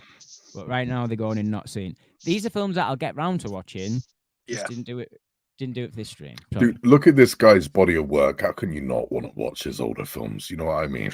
Exactly. Like 6 films here, when you're just looking at him in a row, you're just like, wow, these are all bangers. All bangers. There's not going to be much discussion here, probably, but yeah, we'll start off with Enemy. Paul, you haven't seen this one, have you? No, Enemy. so I'll check out for this. I'll just listen to what you guys say. Sell it to me, guys. Sell it to me. Well, yeah. Andy, didn't you watch this one quite semi-recently? Maybe about a year ago, anyway. Maybe 2 at the most. Right. Yeah. As far as Enemy goes, for me, I think it's awesome as like his first like foray in American Hollywood and stuff. You know what I mean? And getting someone like Jake Gyllenhaal to maybe he's not one of Jake Gyllenhaal's best performances, but the fact he's playing these dual roles, like there's nothing mega extreme going on with the roles, but he's playing them really well. The film is just like a bit of a fever dream, personally, I think, especially when you get to that end credits scene, which we won't ruin here because Paul hasn't seen it. But yeah, it gets crazy, doesn't it? That end, like it just leaves you with a lot of questions, I would say. But oh god, yeah. For me personally, when it comes to Enemy, I would put this good. I would put it halfway between good and great, but probably more good. But that's just me. Andy, what are you saying about Enemy? I thought Enemy was absolutely fantastic. Oh, really? Wow. Yeah, I thought it was brilliant. I thought it was really clever. I like. It's a film that certainly has. It's one of those films you kind of take from it what you kind of see, but I felt that it kind of spoke to me, and I just kind of got it. I got it in my own head. Well, I don't know if it's what you're definitively supposed to take from it, but I really like the themes and the kind of duality. And it was my mate Chris who he came in one night and he was like, "We're watching Enemy because I'm really interested to know what you think of this." So he'd seen it. And he didn't tell me anything about it. He just oh shit! And then we had a really good proper chat about it at the end, and kind of discussed the themes and stuff. And between us, I think we got quite a solid kind of thing to take from it. But Paul's not seen it, so it's difficult for me to really I'd love to deep dive and give you my theories on it and stuff. But but to try and keep it brief without spoiling it, it's like it's a film about, I think, self-sabotage and human beings sometimes natural desire to self-destruct. What are you talking about? Enemy. Not so much in a smoke yourself to death way, but in a physical sense, but more in a kind of social sense, like just to kind of throw your life away sometimes. But yeah, and it's one of those ones that's like, obviously there's a whole duality thing going on, and Jake Gyllenhaal plays kind of like two versions of himself. Won't spoil it, but it's all about perception and reality, and you get a perception, and then at the end you get a reality. Is it one of them films where I'll finish it and go, "Oh, the fuck went off in that film," but I liked it? I think you will, Possibly. Definitely. If you were falling asleep during it, you'll definitely be awake at the end. That's all I'm saying. Oh yeah. Oh yeah. Jesus Christ. Yeah. It's hard. Like, I'd love to just go right into it and talk more, but I don't want to spoil it. But yeah, I just thought that it was like very cleverly crafted, and it leaves a lot to the imagination. But it's not too cryptic. I don't think it's too cryptic. You will get the theme of it, I think. Was this movie like big when it come out? Because I don't even remember it being. I remember Prisoners being a lot more popular. That was the first film I watched of his. I don't remember anyone really talking about this when it came out. I think because though that like they're two very different films. Like it's a little bit more of an independent kind of arty film, I would say. It's not like Prisoners is a definitive crime kind of drama crime thriller. Has a definitive ending that there's nothing ambiguous. It has an ending, and that's it. Yeah, there's nothing kind of like, and I'll leave this to your interpretation. So those kind of films appeal more to the masses, and I would say that genre in general, like the kind of crime thriller, kind of whodunit mystery. So I think that's why Prisoners is a great film. I think that's why that was the one that really is his first film in people's eyes, you know. But Enemy is definitely worth circling back for. I think, but it may be one of those ones you might watch and think, a wee bit too arty-farty, but I enjoyed it. Where would you put it in the tier scale, Andy? I'd put it in great. Comfortably in great. Yeah. Right. But, Badger. Sorry, mate. Go on. I was going to say like that, but that doesn't mean it belongs in great. Yeah, Badger. What are your feelings on Enemy? First of all, Ellis, I'll put it exactly where you put it. More like pushing toward good. I'm exactly with you, Ellis. Exactly with you. So this film, I think you can recommend it, but you have to give some type of warning, because it's not like a film I can easily recommend, because this is one of those films where it is polarizing, and justifiably so. Pretty much, this is one of those films where it's not straightforward at all. It encourages you to analyze it. It does not spoon feed you at all. It is cryptic, in my opinion. At least it's very cryptic. But if you work it out and do study it like crazy, then yeah, it encourages you to do it. Now, of course, not everyone's into that. And fair play. At the end of the day, we don't all want to sit there and just constantly overanalyze and get a load of nonsensical scenes and characters not acting the way you think they're supposed to. But with that being said, it doesn't always happen like this. It's a rare thing to get a film like this that invites you to study it like this. And it's very reminiscent of another Jake Gyllenhaal film, Donnie Darko. Obviously, that film was very bloody cryptic, but this one, I think it's a lot more than that. I think it's a lot more cryptic and a lot more confusing than Donnie Darko, in my opinion. So I do think you got to be careful about it. Don't go thinking you're going to get something that you're not, because holy moly. But it is quite special, and it's definitely the outcome of pure intelligence. Artsy fartsy, that's a pretentious artsy fartsy thing to say, but I think it's true in this case. Yeah, very clever filmmaking, very intelligent. Jake Gyllenhaal is bloody wonderful in it, and yeah, I really appreciate him in it, big time. So yeah, I like it. Where would you put it on the tier, mate? Exactly where you put it, mate. So yeah, in between good and great, pushing more toward good, I'd say. Right. I think we'll go dead quick as well. What an ending! I mean, yeah, it's got a great end. I think out of all his films, this film demands the most discussion after it. So whether you like that sort of thing or not, like I love watching a film with my partner, and me and her can just dissect it after it, and try and answer the questions that it was providing in the film. I'd go for Denis here. I'd go good. I'd go the top end of good. Mm-hmm. But yeah, as far as his next film goes, Prisoners, holy shit. So Paul, have you seen Prisoners? I have, but I've only seen it once when it first Okay. come out, and it was before I really knew who this director was. I'm a fan of his work now, but I've never gone back to revisit this. Don't know why. I just haven't. I've seen all the other four we'll talk about numerous times, so I can dive more into that. But I remember at the time thinking it was great. I love crime thrillers anyway. Statcast Paul Dano is amazing in it. Gyllenhaal, Hugh Jackman's fantastic. I do remember it being a bit ambiguous, this, but I can't remember why. I remember I don't think it is at all. No, I tell you what, I remember it being a great film, so I won't take up too much time because I can't really remember it, but I'll let you guys speak again because I'll be able to talk more about the other ones afterwards. Yeah, I think, Paul, what it is, right, is that I don't think the ending's completely satisfying. I think that's for me, like it's good up until the end, sort of thing, a little bit. I don't know.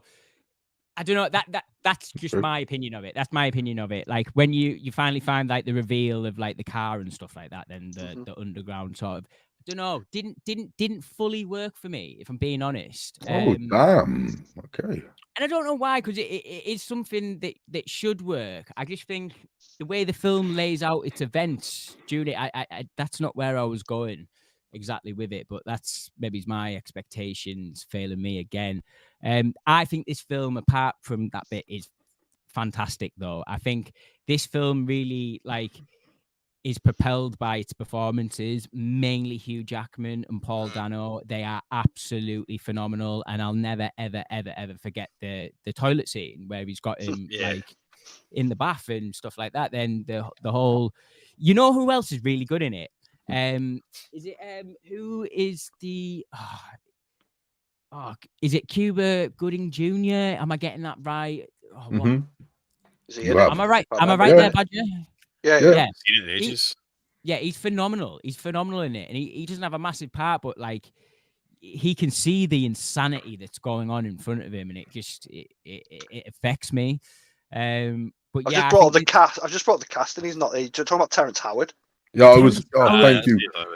I was about to say, Jesus Christ! Oh man, we've done that whole thing.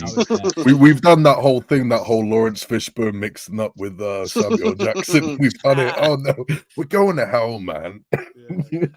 But I really enjoy this. I like this sort of like subject.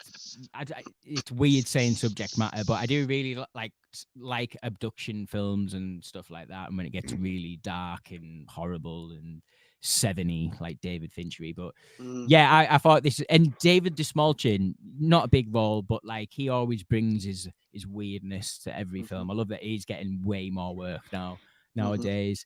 Jake Gyllenhaal is Detective Loki, really good in it.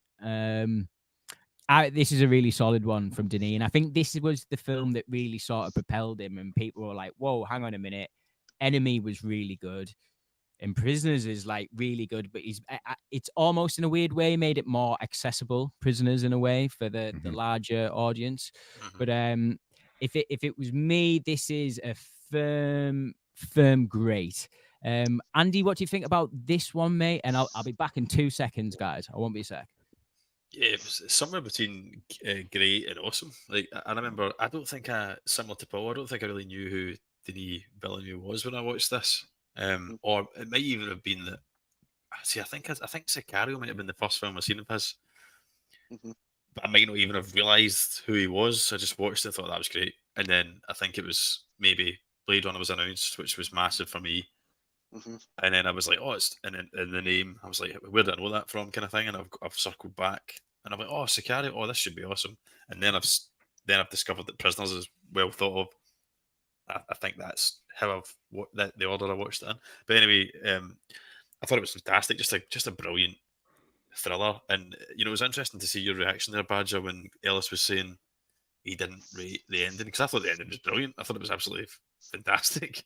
Because I don't know what it is. The film is so dark and serious, it's been a while since I've seen it, so my memory's a bit foggy. I'm going off like my emotions throughout the film, but it's dark, it's serious. The performances are powerful, believable, very emotionally charged. You know, the bathroom scene that Elsa spoke about.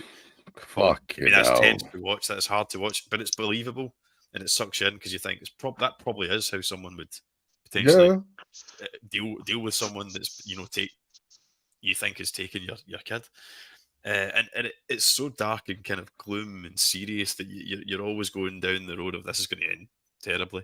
Like this film's not going to be bleak throughout, and then when you don't expect it, there's like a kind of unexpected ray of hope happens at the end, which worked for me because I thought you're just beaten up in that film. You're beaten up. You're compressed out. You're compressed emotionally. It's earned. Yeah, exactly. And then when you get it, it was satisfying. And it wasn't expected. So for me, I actually thought the ending was really, really good, and a massive release of all the tension that I feel had been deliberately created by Denis to that point. So I would say it was like I'd be comfortable to even put it in like lower end awesome, because another interesting thing is what I'll say is it's like my mates know I'm like the movie guy out of my kind of circle of friends. I'm sure it's the same for you guys. They know I'm like I've got this channel and all the rest of it. And I would say most of my mates are casual movie fans. The one that they always text me about of his catalogue, whether they know or not, is always Prisoners. They'll always say, "Oh, Andy, have you seen a film called Prisoners? Absolutely amazing." Wow. And then I'll say, "Oh, see if you like that, you should check out Sicario 2049 and stuff." And then they're like, "Nah, not really interested." You know, or they often check out Sicario, but they're not interested in the sci-fi stuff. You know, I feel like Prisoners has been on Netflix for the longest time, and loads of people have discovered it through that. Because I still get people going, "Have you seen Prisoners?" I have, but people are still discovering that movie now, which is awesome. I think when it comes to Denis, people like work backwards almost. It's like they watch like one of his like newer films and like, oh, what else has this guy done? And go back. And, that's exactly what I did. Yeah. But yeah, Prisoners. I don't know. I don't know where I'm feeling Prisoners. It's great or awesome. Sleep on it. It's going in awesome. Right. This is a weird one, man. Badger, did you speak about Prisoners or not? Sorry. No, I haven't really. Again, pretty much, man. I think he's just hating on bold man. Like, that's what it is right there, man. Motherfucker, man. What the fuck? You see one, and then you think you see two. Mate, I'll be there. I'll probably be there by the end of the year. I'm losing all my hair, man. It's pretty much, this one is a bit peculiar for me, Prisoners, because by the way, I'm pretty much exactly where Andy is. Well, pretty much the weird thing for me is that when I first saw it, I saw it just after Enemy. Definitely preferred it to Enemy, but the weird thing was that I forgot about it, just like Paul. Strange. I didn't know why. Don't know why. But then I rewatched it about 2 years ago just to be like, what the hell has it been like? You know, all these years I've forgotten about it when I knew I liked it a lot. Checked it out, and it was genuinely like watching it again for the first time. I don't know how I'd forgotten about pretty much like the reveals and stuff. I really did forget the reveals. Saw it again, and it was like, how could I? How dare I forget this? This is freaking balling, man. Hugh Jackman, man, like. If this isn't his best performance ever, I don't know what is. It's outstanding. I saw his performance with that beard and all that, and I was like, dude, this guy needs to be Joel in Last of Us. But we know how that ended up. He was great in it. Jake Gyllenhaal was just fantastic. I'm so glad that he got Gyllenhaal from Enemy straight onto this, and it was fantastic. And it's just great. Paul Dano, the whole ensemble cast were fantastic, and it's such a human story. Seeing what these normal human beings would do when someone they love is screwed up. I'm saying it now. I don't have any kids myself, and I'm never having children. But if I ever do, you bet your ass I'm going to do what Hugh Jackman does.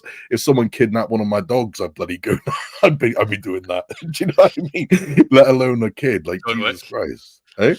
The John Wick. John Wick about. Yes. No, a more realistic version of John Wick, in the sense I get tired after one punch, but that's a different story.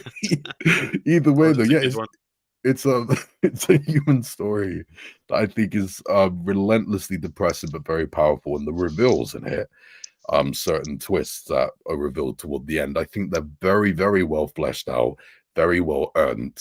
And Jesus Christ, just like Enemy, the last 10 seconds really get to you in a different way. Obviously, the last 10 seconds of Enemy just make you go. But Prisoners isn't like that. The last 10 seconds of that is just like, I think it's just fantastic. The last 10 seconds of Prisoners, I think is just brilliant writing right there. Absolutely fantastic.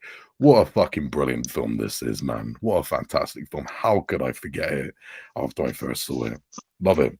You're making me want to watch it again. Yeah, same. I'm gonna have to rewatch. I was it, thinking really. the same.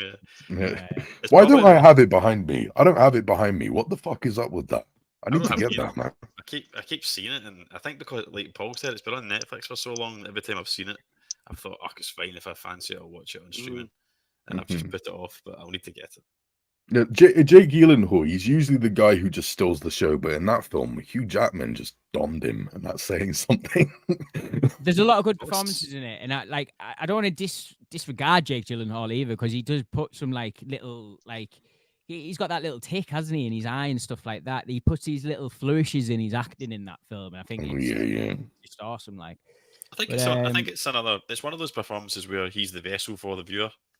I think like he does bring something unique to it, but he's the eye. He's the eye for the people watching it. You're kind of along for the ride with him. Yeah, totally. His next movie, Sicario. Right, so this one's a big one for me. This is like when I first watched it sort of blew my mind a little bit, and this was really the film. Don't get me wrong, I'd seen Enemy and I'd seen Prisoners, both enjoyed them, but when he hit with Sicario, and he's like really diving into another genre here, he's really revealing his cards as a director and what he can do and bring to the table. And I just think it's a really interesting like take on like another government film about the army and what they get up to and stuff like that, and the FBI and all that stuff, and how it's all integrated. But then you've got Benicio del Toro's character, who's like doesn't say much. You don't really know what he's about, and when you finally work out that he's like, I don't know, how would you describe his character? He's basically working for the Colombian, like, what is it? The Colombian drug cartel, basically. He's not part of the cartel, but he's like the mediator that, like, how to describe this? Andy, could you probably describe this one better about Benicio del Toro's character? I'm misguided by what his character, like his actual profession, because he's not like, he isn't employed by the U.S. Army, or he is employed by the U.S. Army, but he works. I think the point of his character is you're not supposed to know where his allegiances lies. He's sort of in for himself, isn't he? Yeah, because like Emily Blunt's trying to work him out the entire film.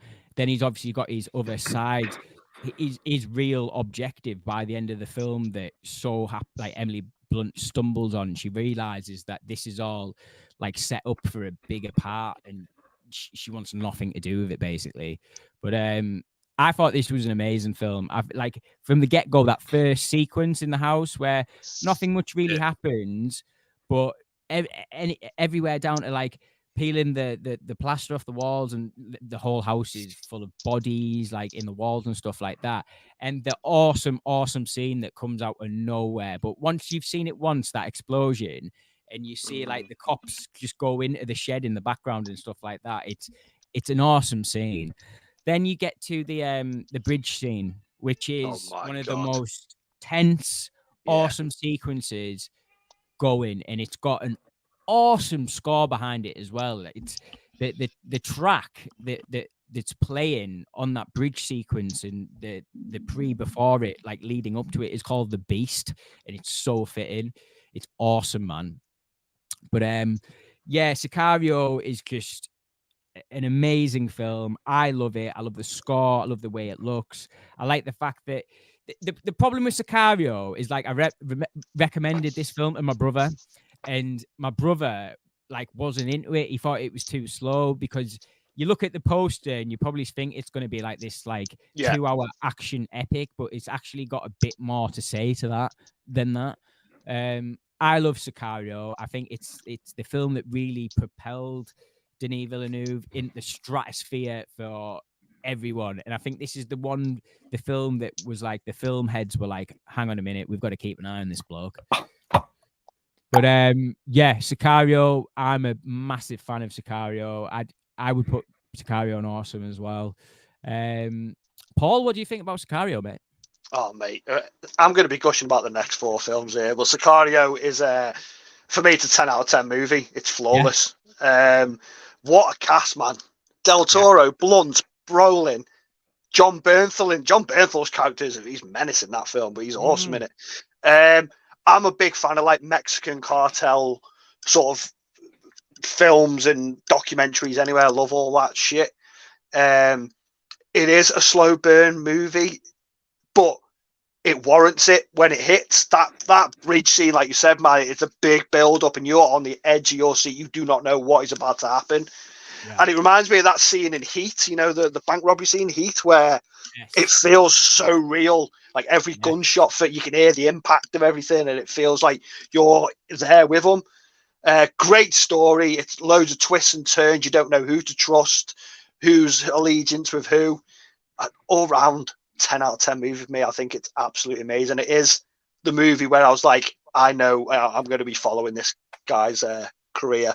Villeneuve's career going forward. Love it. Top knocks. 10 out of 10. Yeah, man.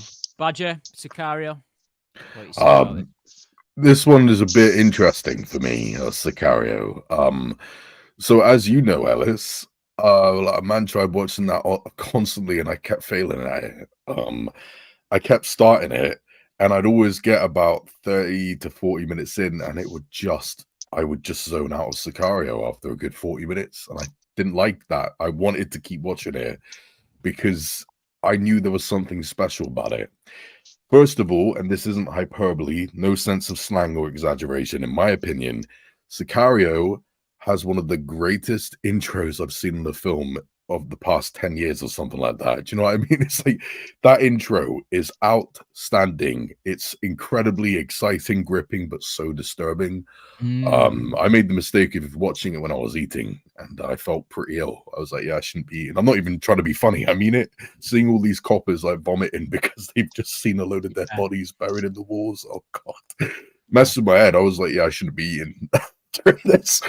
And so yeah, I noticed that, and I also noticed that Jesus Christ, Emily Blunt is acting in this film. I knew that, but with that being said, as time went by, I just sucked my energy dry. And I tried about four times in the span of like 2 years to watch that film, and I couldn't do it. So finally, I was about a year ago. I said, "Sod it, just plow through, just finish it, Badger. You keep restarting it for a reason." Yeah. Finally did get to the end, and you know what? Even though I definitely don't love it, damn man, it's got some brilliance in it, and I'm glad I stuck through that midpoint because there are some great bits. That ending is fantastic, and also it's also worth noting as well. Just real quick, I don't talk about it on any of these videos, any of my videos much, but I am a writer, and I do write my own stories, and I want to go to film school soon for it.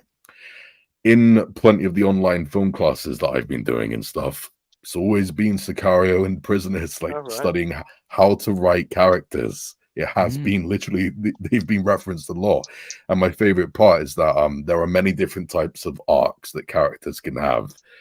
And there's been a point used for Emily Blunt's character. Her type of arc is called a disillusionment arc, I think it's called, where your character's hungry for the truth. And when they find it, that truth sucks. It fucking sucks. That's been the point that they used for Emily Blunt's character. Yeah. And they're not joking. When I finally watched the film, I see exactly what they mean.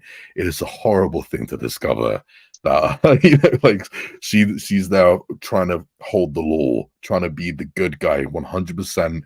But then she learns that, hey, in order to be the absolute good guy in a world full of shit like that, you have to break some rules and turn into a bit of a monster. And yeah, Del Toro's character at the end. Yeah, I like the film. I don't love it like everyone else, but I will say that I'm not in a rush to see the second one, simply because even though I've heard great things, Emily Blunt's not in it. It's nowhere near as good. I'm not interested because she's not in it. So yeah, I'd say it's about good. I'd say. One other thing I just want to add about Sicario as well is how good he implements the subplot with the police officer. So like throughout the whole film, you've got the police officer and he keeps getting breakfast, doesn't he? And he's like, his sons always want to play football and stuff, and just how that goes through the entire film, and you're like, where the hell is this going? But it just circles round so perfectly near the end. For me, Sicario is awesome. That's where I would put it, guys. Where we put Sicario? Where do we think? Andy, have you seen it? Oh shit! Sorry, Andy. Have you not? He's mixed up the bald guys again. He's mixed up the bald guys again. I'm gonna have to have a tick, like a check off this. Like, Andy, you're turned off, by the way, dude. You're turned off. Oh no, sorry.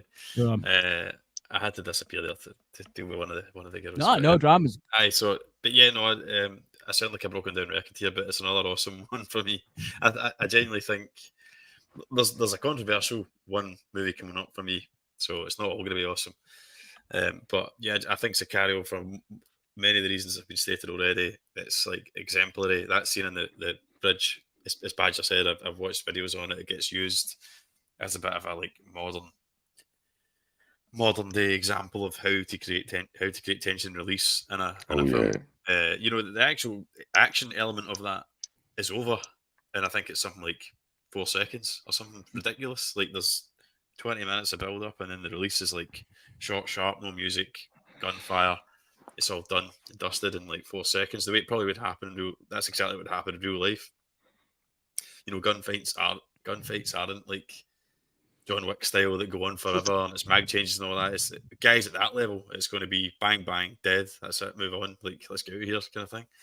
Andy was in the army, for the record, guys. Andy was in the army, so he knows his shit. We got to shut the fuck up. Not that I'm fucking doing like secret service raids in Mexico. Yeah, he actually doesn't like movies. Andy actually hates movies. He's just undercover right now. Yeah. That's it. But it's just it's an excellent film. It's really cool. Like you nailed it, Badger, talking about the disillusionment arc. You put it better than I could have, but that's exactly what happens. More so, I mentioned it for Jake Gyllenhaal's character in Prisoners, but you're very much a vessel. You are Emily Blunt also. Oh yeah, You go in there not knowing anything about this world, and she's in a world where she's frustrated because she's within the boundaries of like conventional law enforcement. And like you say, she's hungry. She's like, oh yeah, I'm with the big boys and I'm going to make some difference, some change here. But she doesn't realise how much she's going to have to morally compromise herself. And then even to an extent, you've got Josh Brolin, who's cool as anything. Like he's got the Crocs on in that scene straight away. You know what you're dealing with.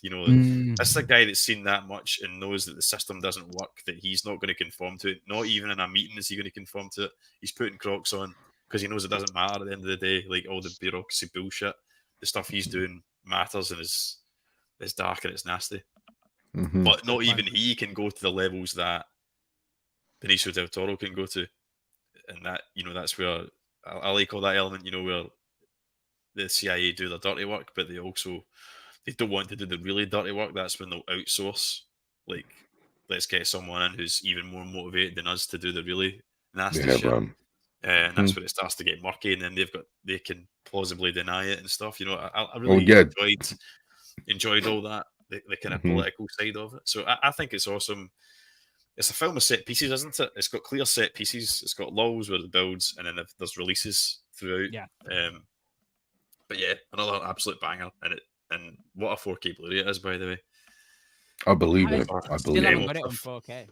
Looks absolutely superb, the audio and visual quality on it. In fact, I think it actually has on the Blu-ray, on the cover. Are you familiar with AV forums? That do they do home cinema reviews and stuff like that. They're a big British online forum community, AV forums, and it's actually got an AV forum sticker on it saying that it's like approved. Their reference award. I've not seen any other film with that on it. So there you go. Well, I'll say this dead quick. The film did make a very quick and simple, innocent line, just completely disturbing. Del Toro holding the gun. Go ahead and finish your meal. That scene is fucking horrifying, man. Like, it is, man. That almost matches the opening scene. Damn, man. It is very clever. I'm not as much of a fan of it as you guys, but it is so clever. It's so clever, and I'm glad I powered through and finished that film. I was right. I was missing out with that bad boy. Very clever. So, moving on to our next feature here, we're going well sci-fi now. Andy, why do you hate Arrival? How did you know that? How did you guess that? Yeah, I guessed it. I guessed that too. I worked that out as soon as he said it wasn't going to be popular later on. I was like, well, it's not going to be Blade Runner. I agree with you here, but I don't hate it by any stretch, by the way, at all. But it might be my least favorite film I've seen of his.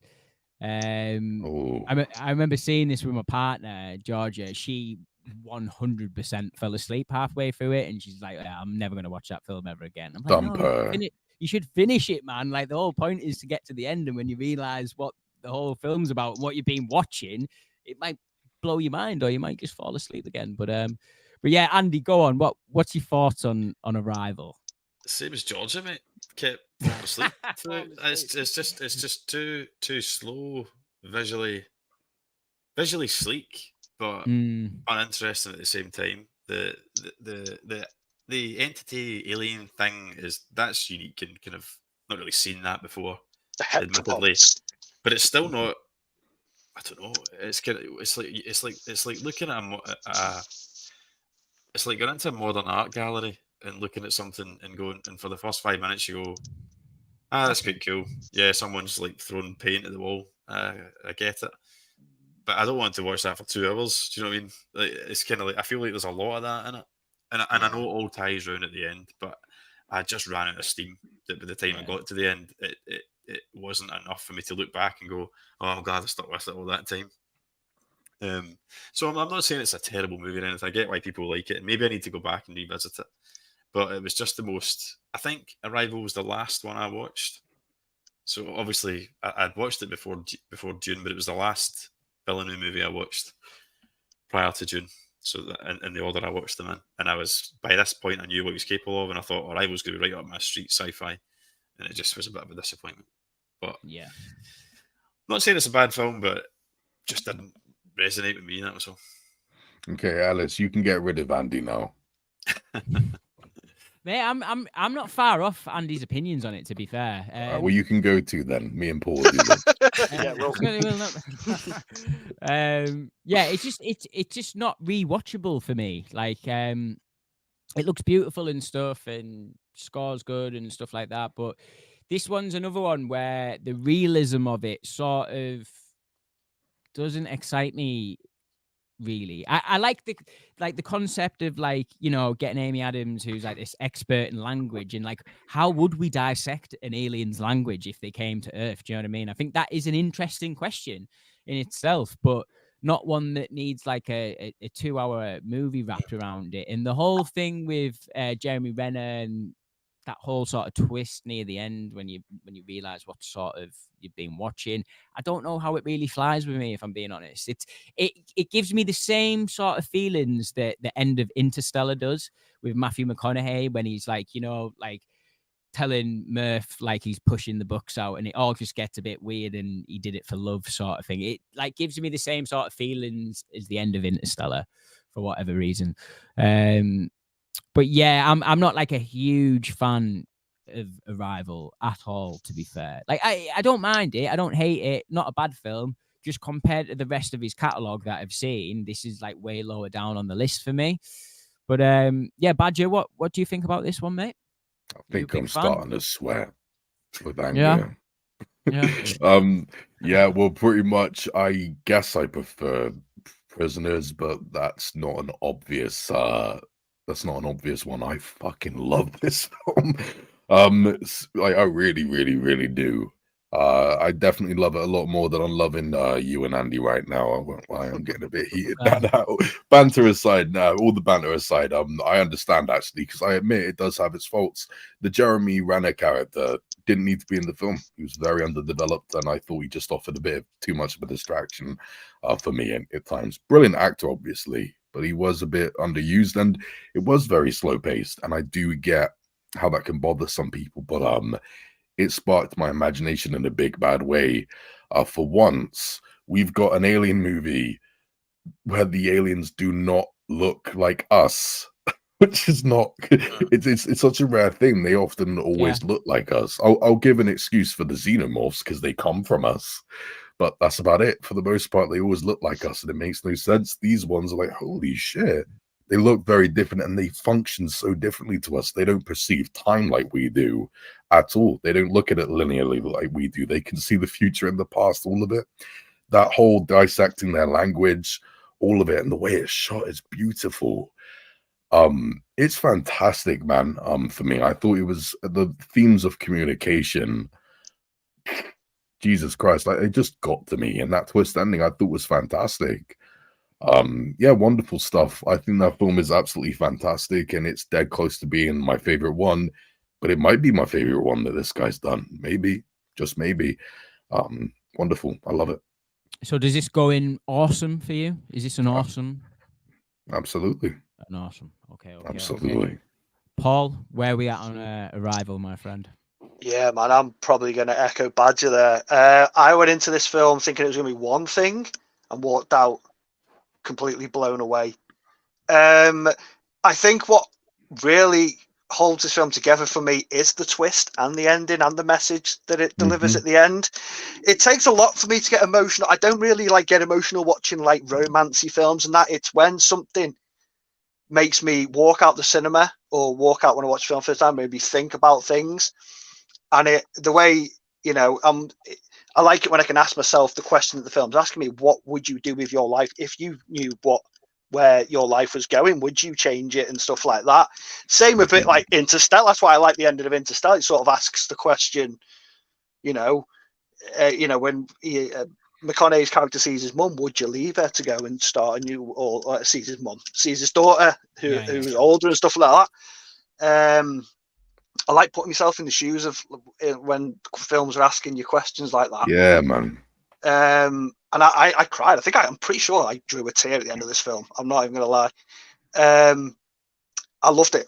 I think it's an amazing piece of science fiction. It is a slow burn. If you're going in there wanting Independence Day, you ain't getting that.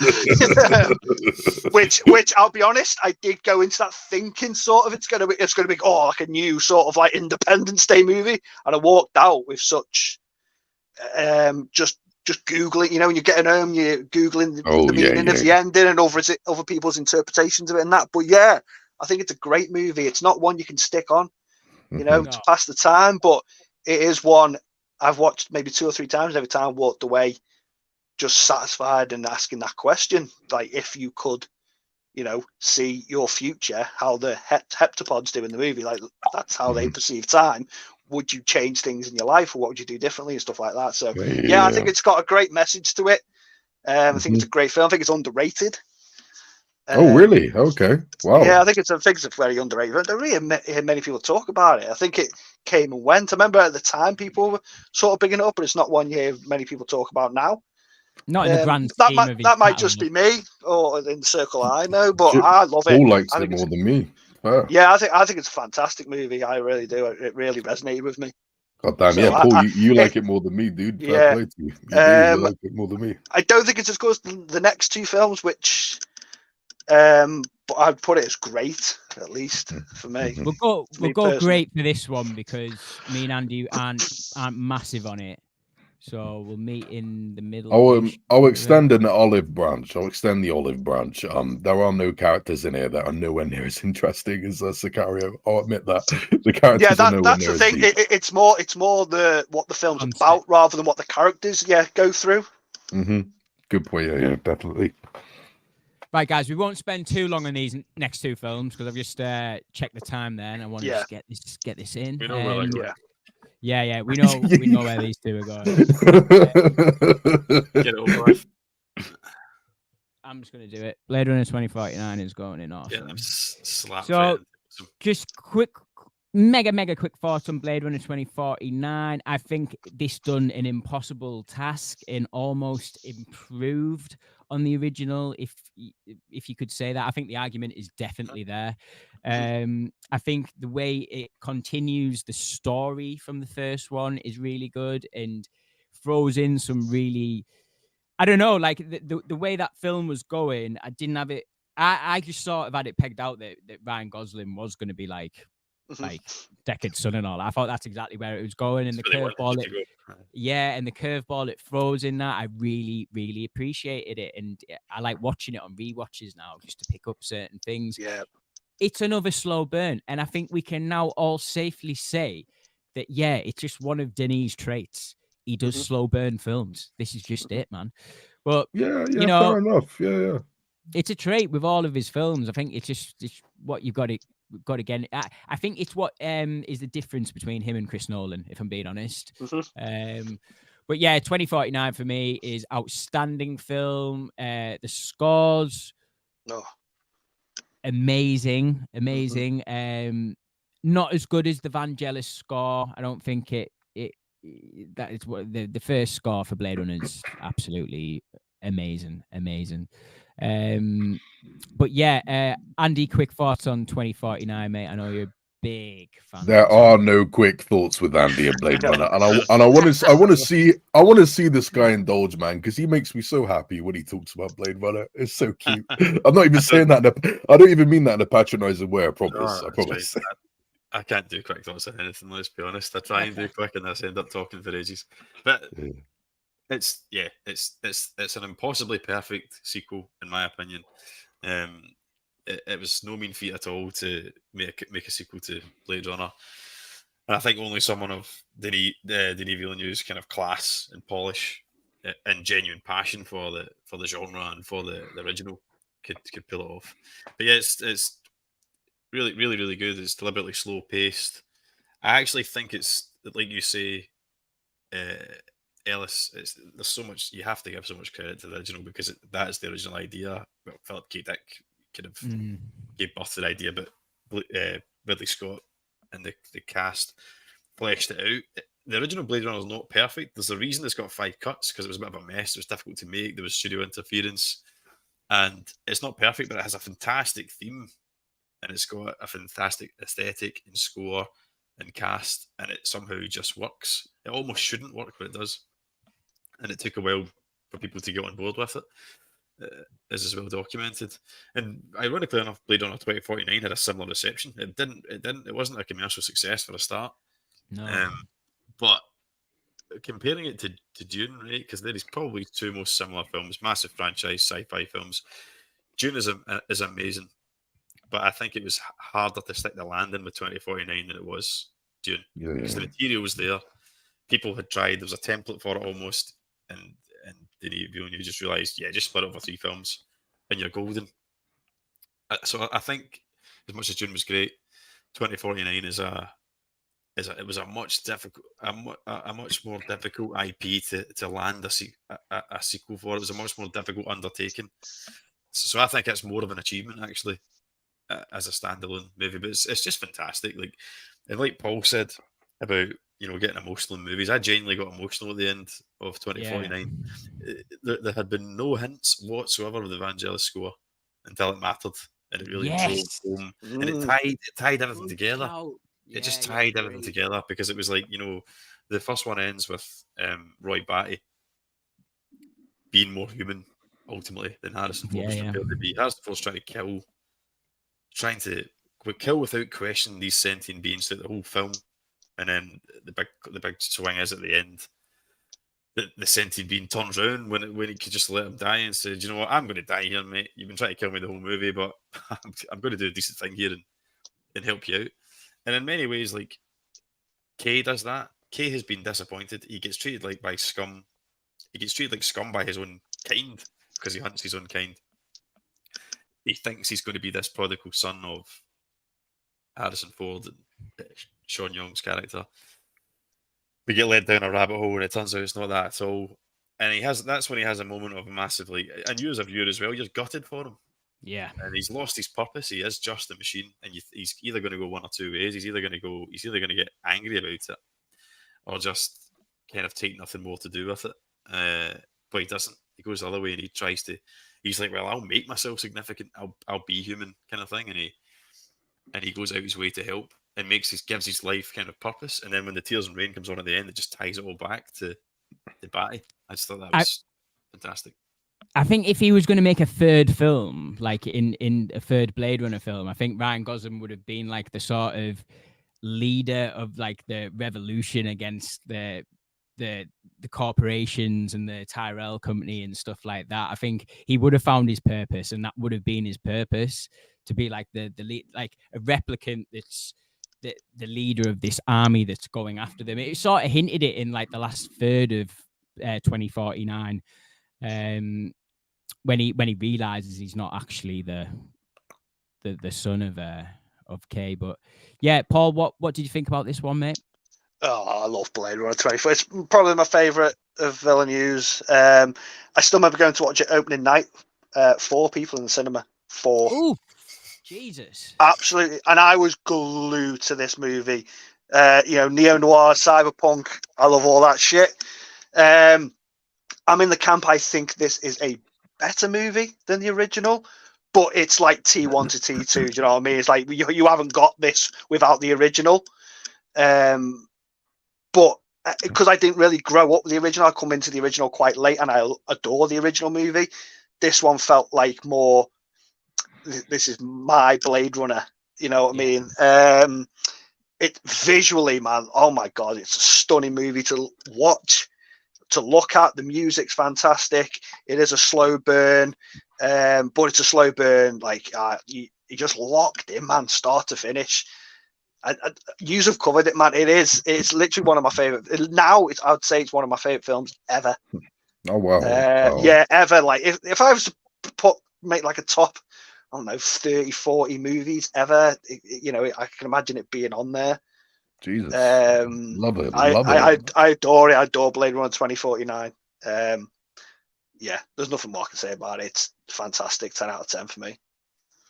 Kind of the same as you, Paul, in that regard. That there's some films I put on a pedestal that I almost feel intimidated to watch them. Like I don't want to watch them unless I'm giving them the full respect, attention. The full attention, and 2049 is kind of in that camp for me. Mm-hmm. Badger, what about you, mate? Oh, so sweet of you to remember me, brother. Yeah, look, pretty much. I'm in a bit of a strange camp here. Look, just to simplify it, I'm 32 now. I discovered Blade Runner very late because I first saw it when I was 26. 6 years ago, I saw it for the first time. I discovered it late. I've got no nostalgic bias with it. I saw the movies that it inspired before I saw it. I checked. Sorry if my stomach's rumbling. I'm a hungry git. Sorry if that's coming up in my mic. All good. Yeah, what was it? I finally saw it. I wondered if it would be one of those cases where you need nostalgic bias to get on with it. No. Film is fantastic. I saw it and I absolutely bloody loved it.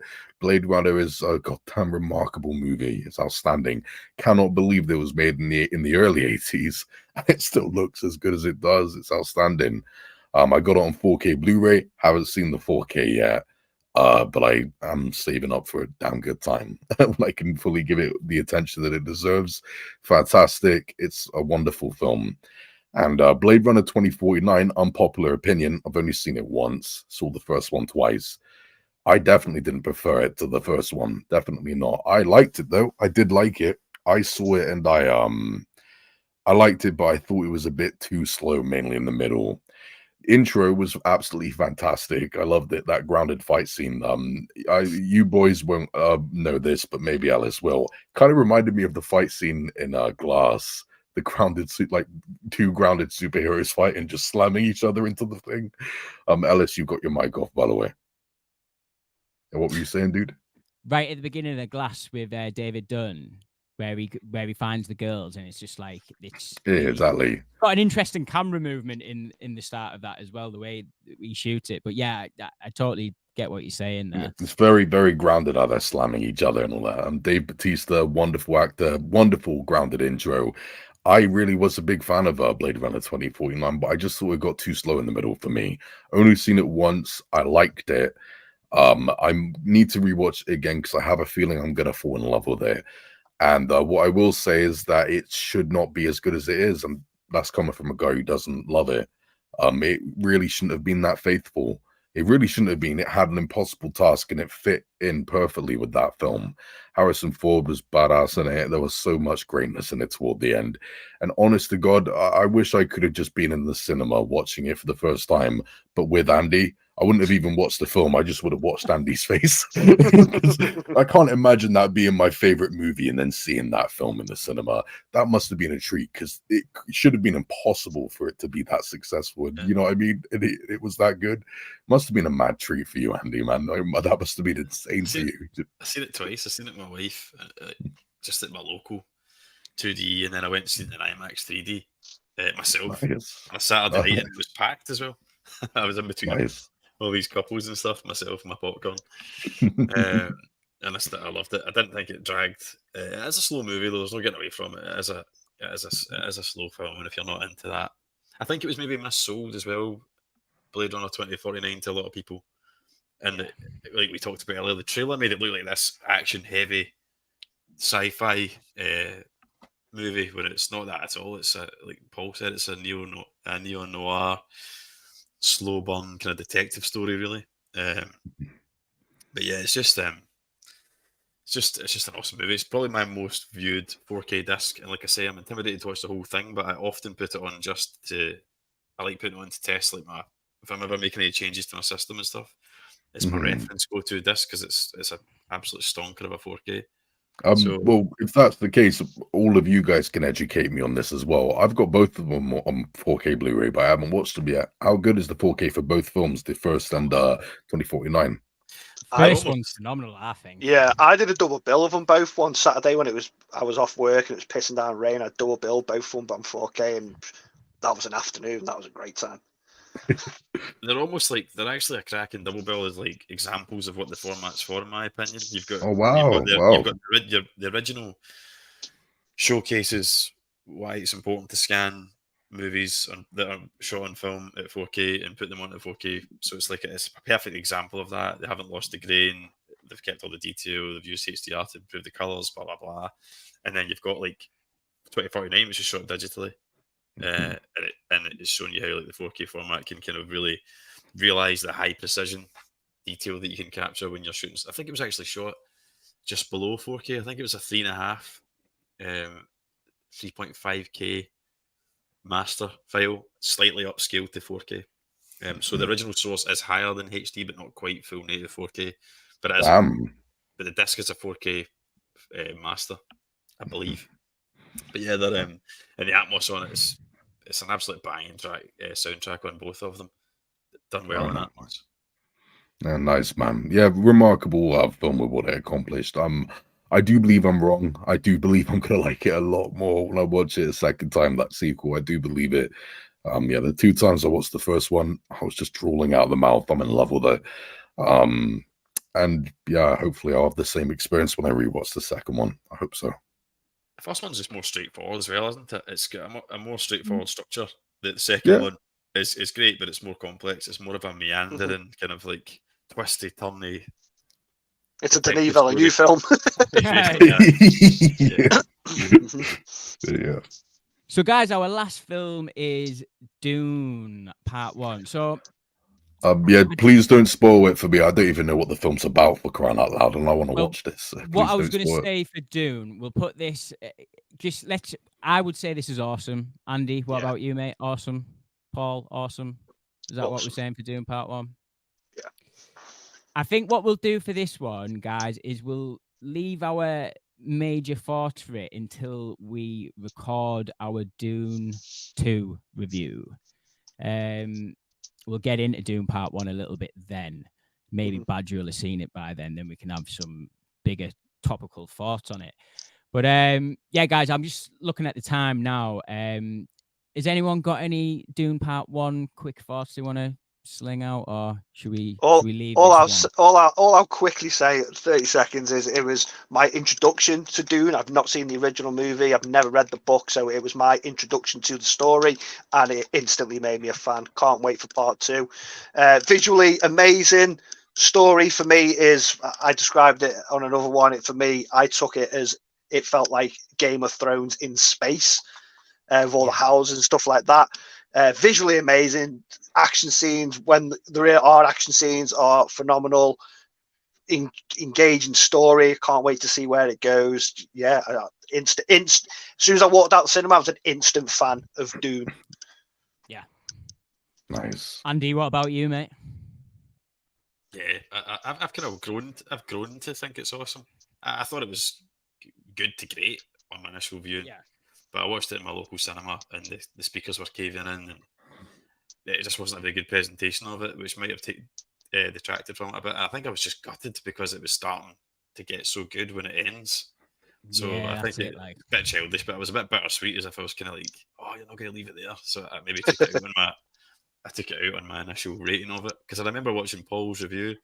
Paul did a review of it at the time on his channel, and Paul was gushing about it, rightly so, and he was just bringing up a lot of the points that were making me second guess myself and go, yeah, you know what, Paul's right here, actually, what's wrong with me, kind of thing. And he's absolutely bang on, and every time I've watched it since, it's just my appreciation of it's grown to the point where I now think it's one of my favourite movies, favourite sci-fi film. Yeah, totally agree. Like, yeah, it leaves you hanging a little bit at the end, but like, I was sort of expecting that going in a little bit. Like, I'd sort of been keyed up a little bit, that watching a few reviews saying sort of ends in the middle a little bit, but wait until like Dune 2 comes out and we can watch it all in a big one-er. It's going to be the most awesome Sunday ever. Can't wait. But yeah, guys, we'll leave it there. Been going for quite a while now. Just want to thank everyone who's watched, commented. I could just see Jim made an appearance right at the end there. How's it going, Hey, Jim? brother. Cheers for tuning in, But Jim.